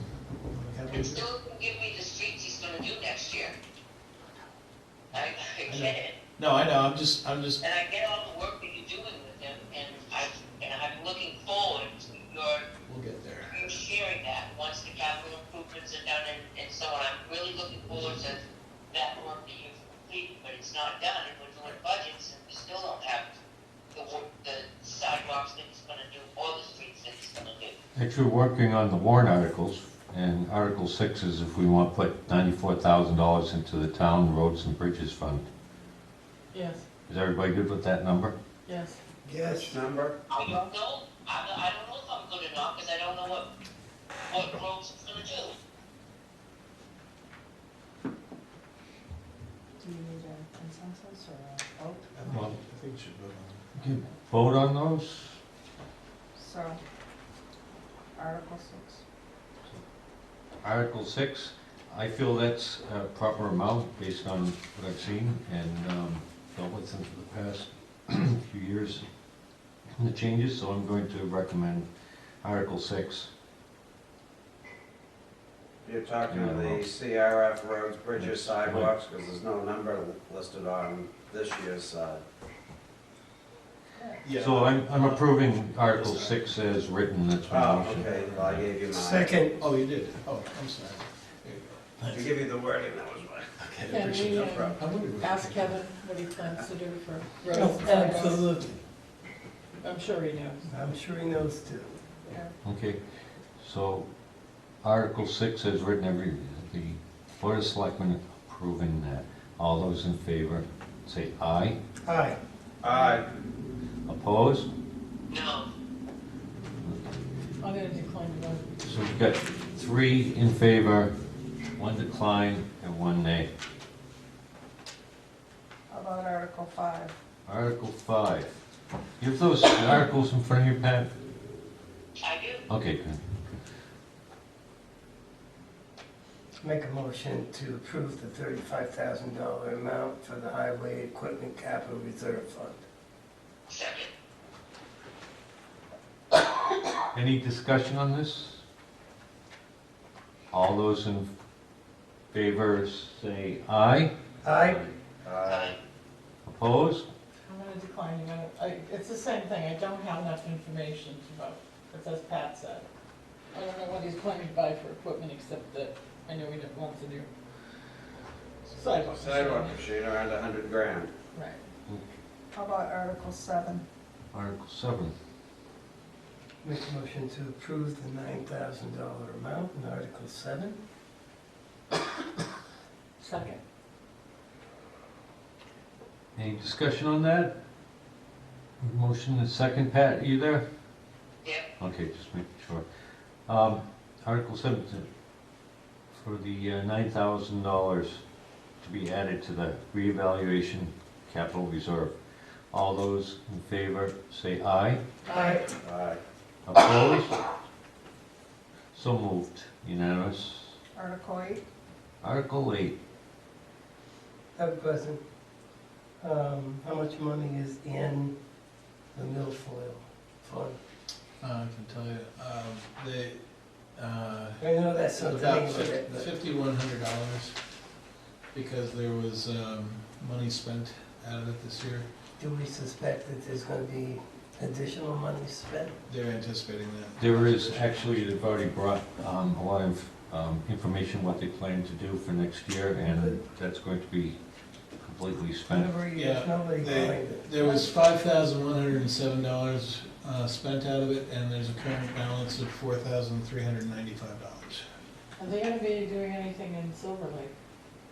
I'd like to see a report on what's been done. You spent money, what's been If done? you would like to wait on that, I can get all the information. I've been carrying around for a couple of weeks. That's fine. Yes. I just am concerned, I know they've done Winnisquam, but my understanding was this the group on Silver Lake didn't do anything this year. They are putting something together, and we've kind of gotten the Winnisquam group together with them Perfect. to kind of coach each other and show what's going on. There's a whole map, and I We're gonna apologize, lose I've been Silver carrying a Lake couple if we weeks. don't do something Yeah. soon. And it's, My end and Peter's end both. and sharing of the information of, who We they didn't have. even find kayak. But I can get the information for the next meeting, Okay. and That'd be so that we excellent. have it. Thank And you. the Hold fellows, on this. what's that? Hold Hold on on that. that. Please. Yeah. That's it for now. Mhm.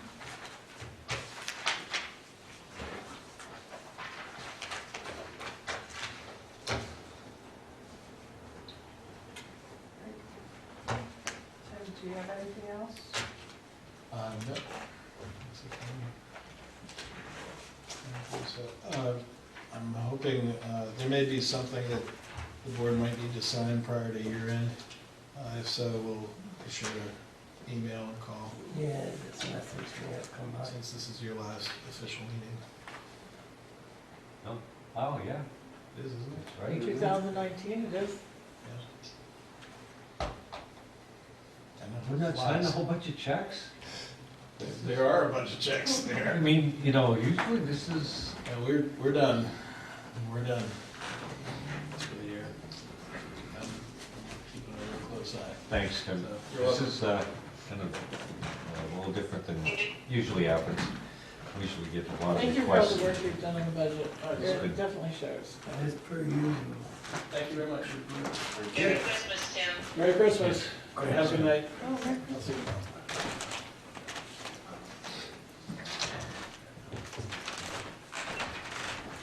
Okay, so, we've got all that taken care of. I'm sure everybody looks at the FYI. I should have asked Tim on the payroll, was there anybody that's losing out on, paid time off? I think, He left, Pat, but it is something, I have almost on a weekly basis been, sending out emails because I've been paying attention to the paid time off and, reminding people that they're past the time when they could do a buyout. And there are some who have a high amount on their, paid time off that they need to use up. I did get a request today from someone in the police department asking to have that waived because things came up and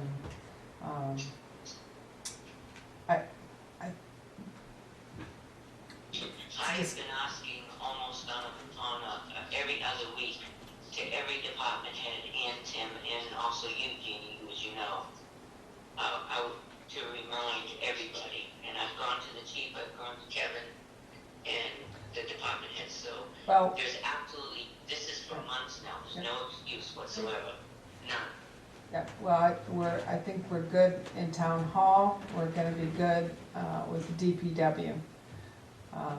I did, as I said, just sent out another email to the chief and the captain a day or so ago, just saying, we got 13 folks that are, In jeopardy. Yep. Okay. so as I said, I did get one request today, and I'm happy to bring that to you, but that's probably, I'm guessing, non-public. I can't hear you. A That would- non-public. that would be a non-public. Right. Okay. Thank you. Okay, so we have selectmen's reports, starting with Peter. I'm good. Peter's good. Yeah, Joe? Pass. Pass. Okay, I didn't have anything except tomorrow, you know, we do have a new officer that's graduating, and I don't know if anybody from the selectmen or anybody be able to attend that, but that's great. As we know, the tree is down. I think we might want to start considering replacement tree. Possibly another. Yeah, we talked about that last week, John. Yeah, okay. So that's covered. And that's all I have. Next would be Pat. Wait, but I just have one thing. I'd like to wish the town hall, public works, and police, all our employees, a very Merry Christmas. Hope they spend some quality time with their family. Thank you for all your hard work and support, and for all of our committee members and volunteers. Thank you. That's it. Catherine? Just to say that I added some language to the draft of a possible stipend policy. I didn't want to send it out until I, told you that I didn't want to create a big email chain. So I will send that out so everybody has a copy of it. Actually, somebody, Joan brought up, what do we do if someone drops out mid-season or starts in November. So I added a sentence for prorating. Yeah, you're thinking cap. Thinking cap made me It's a think. tough one, yeah. So I'll send that out. That's all I have. Thank you. What about the language that we were talking about with, last week, we said we'd wait for John on the stipends? That's what I'm talking about. Yeah, I to added give some some language. I mean, we have what, two alternates right now, right? 3. Three. No, one of them we paid, Yes. but so we have two. Two No. outstanding, Oh, 2 more, yes. yes. 3 altogether. 3 altogether. Yeah. And I see on your list, you have one of them listed. Yes. So we could, just make a motion to pay the 2. It would seem to me it wouldn't be fair if we're gonna, we only have 3 alternates, let's just pay them. Second, I just made a motion. Joe seconded it. Any discussion on that? So we're gonna create a policy we can stick to for now and a couple of years in a row? let's hope. I think so. We've never had a real policy, and that's been the problem. That's why we decided not to pay alternates until we had a policy, but Then what other things happened? just jumped ahead of it, so hopefully next time we meet, we can actually have a policy in place for the beginning of the year. I suggest the language that we choose is on the application, so when they sign it, it's there, they've signed off on it, they've recognized it, it's pointed out to them. There it is. I also added the sentence, the Board of Selectmen have sole discretion in implementing this policy. So I'll send that out, and hopefully when we meet again, we can. So We have a motion to pay the remaining 2 alternates. All those in favor say aye. Aye. Aye. Aye. Opposed? So moved unanimously. And is that it, Catherine? That's it for me. Okay. Jeannie? Okay, so you have my weekly update. Plan New Hampshire charrette, we need to create a steering committee for the charrette, and I'm suggesting the core group who met earlier to recommend the charrette application go forward. That was Jim Reagan of Elm Grove, Bill Lawrence, John Scanlon, Leanne Moynihan, and myself. So my question to you is, do you agree with this as a steering committee, or would you like to add anyone else? I think this is a great group. Good stuff. At the Conservation Commission meeting on Monday, there was interest by Conservation Commission members to at least have the ability to put some input in Sure. on, And they wrote a letter of support. yep, and they wrote a letter supporting. Yes. So, And I think they put that in there. so aren't you on the conservation I committee? am. Oh, okay. Yes, so you're representing them and the selectmen. Thank It's a you. twofer. And a resident. 2 for 1, huh? Is it in the text? Nice. All right, so if you're good with that, that will be the group. We're tentatively planning, I need to reach out to everyone, but tentatively planning a meeting on January 20th at 6 o'clock in the evening here in Tilton with the Plan New Hampshire folks who are coming up from Portsmouth.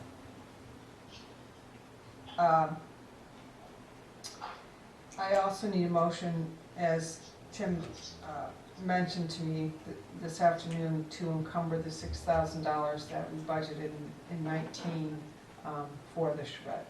I'll make a motion, we encumber $6,000 from the 2019 budget for the charrette. I'll second the motion for discussion. Okay, Discussion? discussion. Where's the $6,000 come from? You budgeted it last year. It's in the budget, it's in the 19 budget. And so that we don't have, and we I get haven't it, spent. yep, right. never mind. So we can carry it over. Yeah. Okay, next. Good enough. All those in favor, say aye. Aye. Aye. Opposed? Unanimously approved. Thank you. The next item is the Avatar contract. I did get Lauren to put the exact language in the contract. I read it over to make sure that every single word was in there, and it is. So I have the contract, and I'd like to get you to sign it. If you remember last week, I think you approved it contingent on the language being added, and it is in there. In your to-be-signed folders were the job descriptions for the land use technician, the land use coordinator, and the building inspector. All the changes were made, and hopefully you've signed those job descriptions. Winter maintenance policy.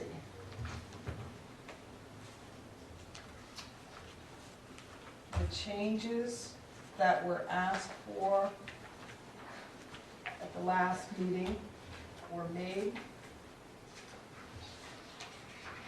There's a draft. I don't know if you want to do this tonight or if you want to look at it and come back on January 2nd.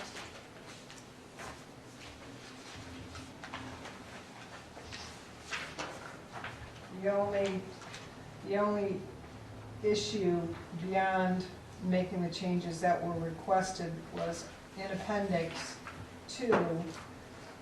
You'll notice that the language refers to specific businesses, some of which are no longer in business, and so the thought was maybe the addresses should be inserted versus the name of a business, because the address will stay the same, but the business could change. That's the only Truth. thing. Yeah, and on page 2, under sidewalk maintenance, Yep. the 1, 2, 3, 4, fifth line down, can we change it to east? Yeah. It's pretty fast in that, Depends in what that time of day. particular area. Fast Main Street. Not always.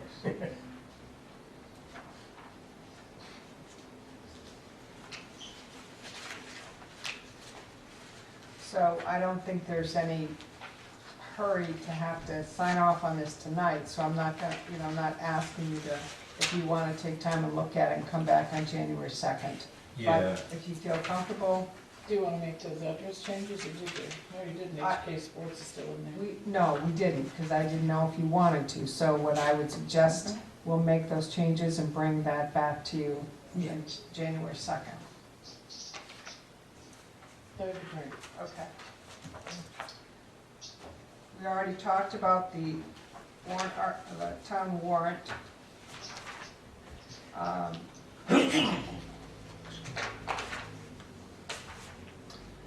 You all have a copy of the L-CHIP grant acceptance language, the letter itself with all the backup. I made a copy for all of you. Not asking you, unless you're comfortable tonight, to sign off on this. We have till January 10th. We'll be meeting on the 2nd and the 9th, so we have time.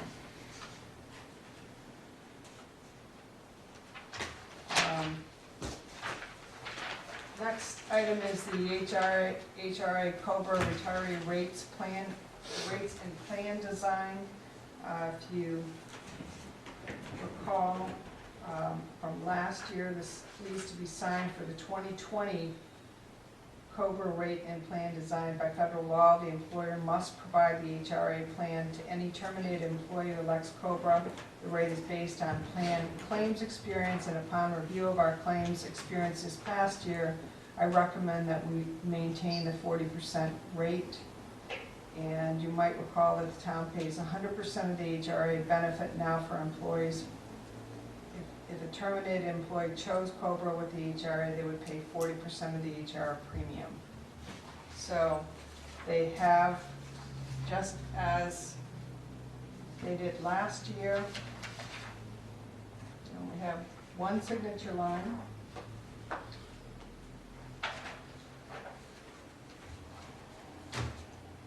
Make a motion to have the chairman of the Board of Selectmen sign the document from Health Trust for the HRA COBRA coverage and the HRA retiree coverage. Second.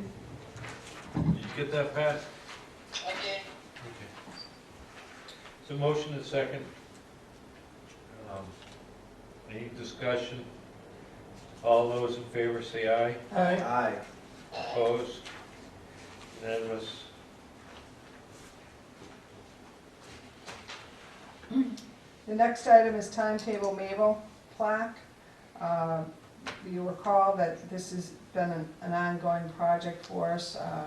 The selectmen agreed to pay the closing costs, whatever necessary legal costs to accept these two parcels of land that abut the Winnipesaukee River and host Timetable Mabel. The donors would also like a plaque. The language they've come up with is land donated in 2020 in loving memory of George B. Rogers, 1874 to 1934. Just want to make sure you're okay with that language. We still, Yes. okay, great. So the only thing is we haven't decided yet. Catherine suggested possibly putting the plaque on the stone wheel, I guess, is that? It's an old millstone. Millstone, it's a millstone. Kevin has the Public Works, he was gonna, there's a lot of epoxies, he was gonna glue it back together. Wasn't that sitting on top of the Yeah. castle? No.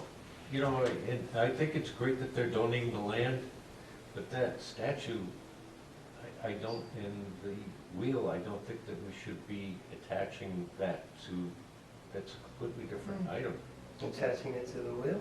Yeah, the thing Well- gifting the land, Well, that- attaching it to the actual statue that No, somebody no, else. it's a millstone. Yeah. It's an old millstone, It's a it's flat set off rock to that the sits on the side. ground. It wasn't part of the statue, it was set off to the side. I remember Timetable Mabel used to be down there at the train station, it was moved to that site.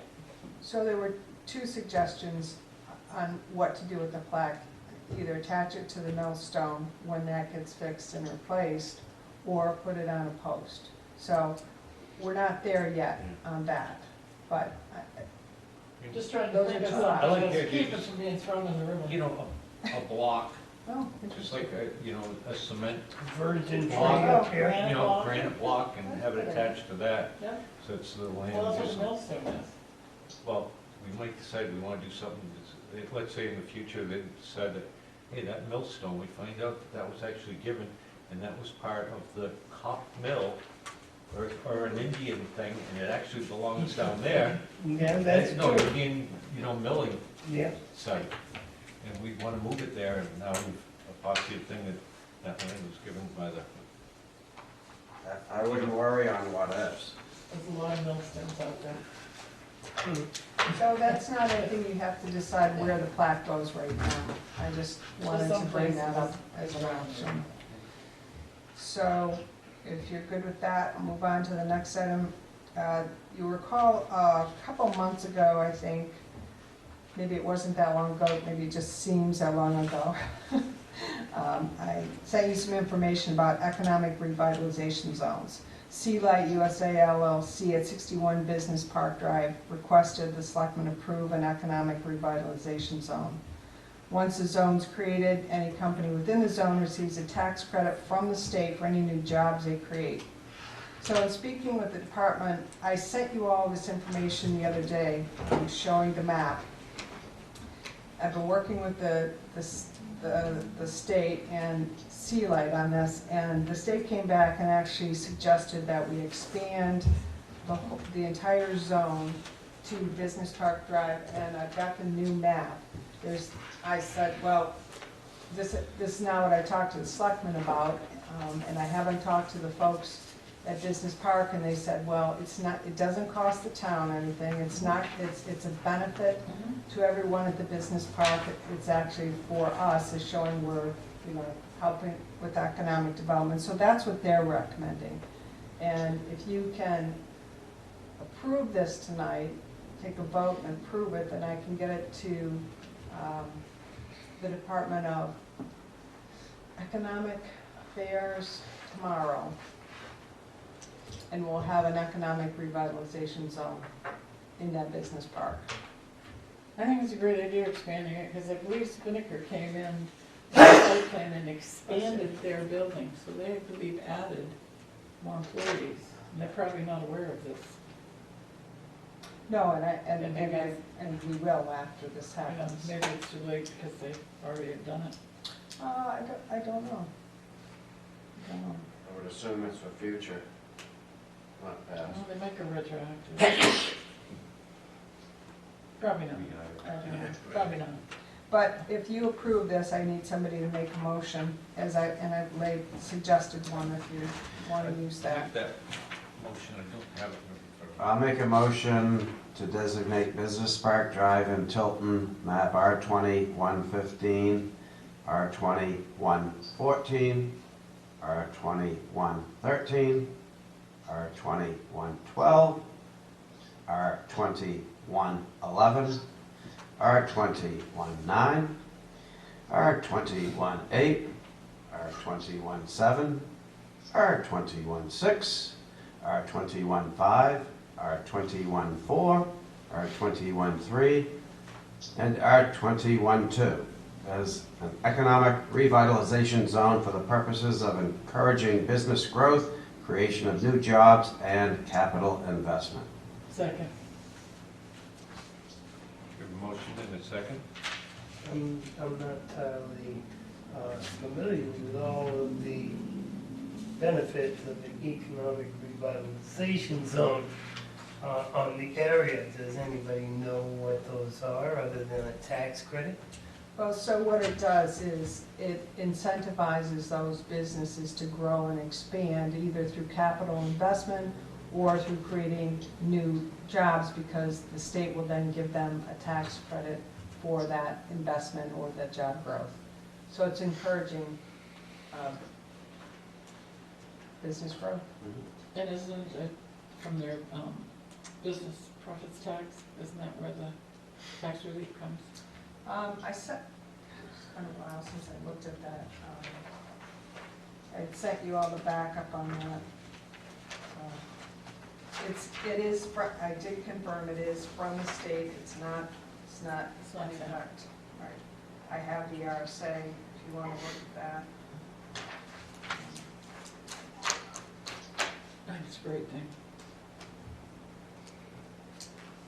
It would be a huge benefit if that business part finally. Yeah, I'll call the question. I can get you more information. No, I'm pretty sure. All those in favor say aye. Aye. Opposed? So moved. Unanimous. This is great, thank you. I think Yeah. you're going to make some folks happy. You saw in the FYI, I did follow up about the parking behind Main Street. The gentleman says he's planning on developing it in the new year. There's also some correspondence in your folders about Conservation Commission and some invasive species. So, Can you forward that to me, Jeannie, tomorrow? yes, I will. Thank you. You're welcome. Next Selectmen's meeting will be January 2nd. Maybe a little too early, but just start thinking about the town report, who you want to dedicate that to. And I just had a question, Catherine didn't mention it in your report, I didn't know if you wanted to give the selectmen an update on the Booton Center, or... Oh, got all about it, thank you. So we met Tuesday, town clerk, moderators at the Booton Center. It is excellent building. They have a little kitchen, plenty of light. The room can expand to be even larger. The room itself is, without removing that temporary wall, great. Plenty of parking. The only drawback is handicap access. Father Gagnon asked us, I offered to help him seek bids to put in a handicap ramp. As you face the building on the left side, as you face the building on the left side, the ground slopes a little more gentle than it does to the right. It's much more of a drop off. We all agreed there seemed to be plenty of distance to build a handicap ramp there that would meet ADA specifications. So we're in the process. Father Gagnon was very gracious, very accommodating, very welcoming.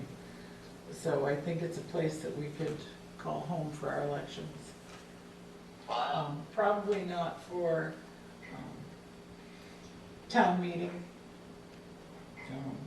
I don't think we'd have a handicap ramp in there by then, but possibly. Town meeting or town elections? It's the same thing. Town meeting includes town elections and the deliberative session. This is all town meeting. So you were thinking of having deliberative session?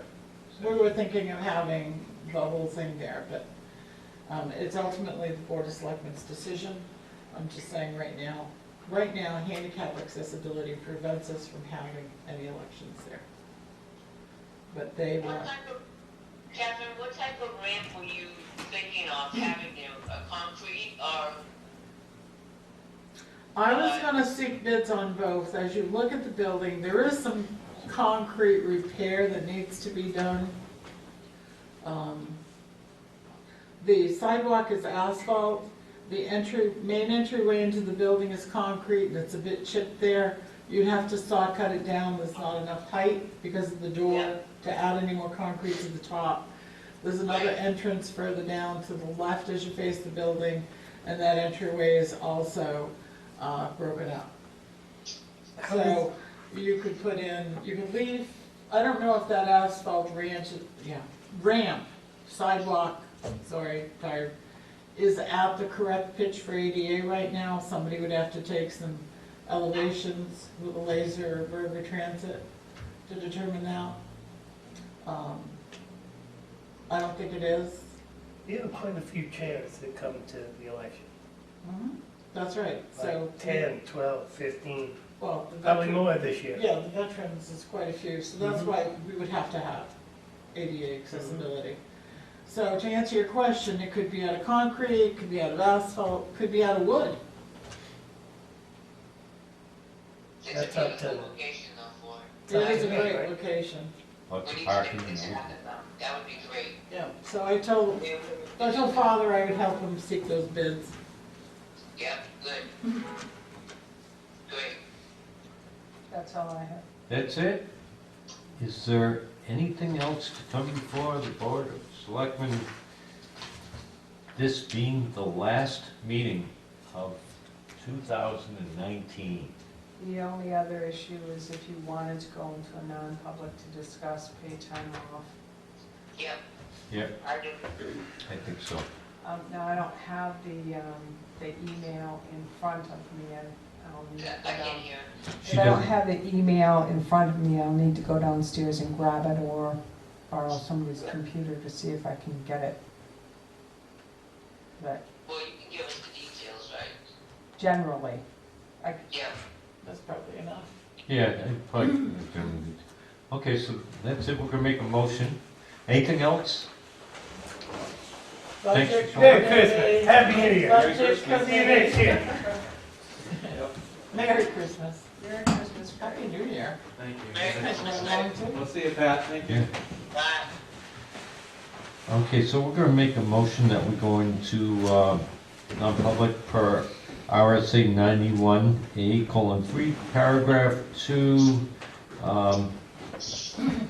A, dismissal, promotion, or compensation of any public employee, disciplining of such employee on the investigation of any charges against him unless the employee affected has the right, 1, the right to a meeting, and 2, request that the meeting be held in open, in which case the request shall be granted. And we have Second. a second, and roll call vote. Clancy Clear, yes. Dawson, yes. Fog, yes. Jessamine, yes. Scanlon, yes. We're red is on. I'd like to make a motion to seal the minutes of the non-public session as they pertain to personnel issues permanently. Second. We have a motion and a second. All those in favor say aye. Aye. Motion to adjourn. Second. Merry Christmas, everyone. Merry There you Christmas. go. Hey, So before you moved. go, Pat, I just want to let everyone know, Good night. next Monday morning at 9 o'clock, if you've noticed all the decorations in Town Hall, there is a Christmas war going on. Christmas war? Yes. Are we winning? Between the Second first floor is floor. winning. My vote's downstairs. Thank you. The first floor is Could between you the put that first, vote in for me, because at 9 o'clock Monday morning, oh, I will be there, can I be there? yeah, first floor, it's between the first floor and the second floor, and we've got Franklin Savings Bank coming in to be the judge.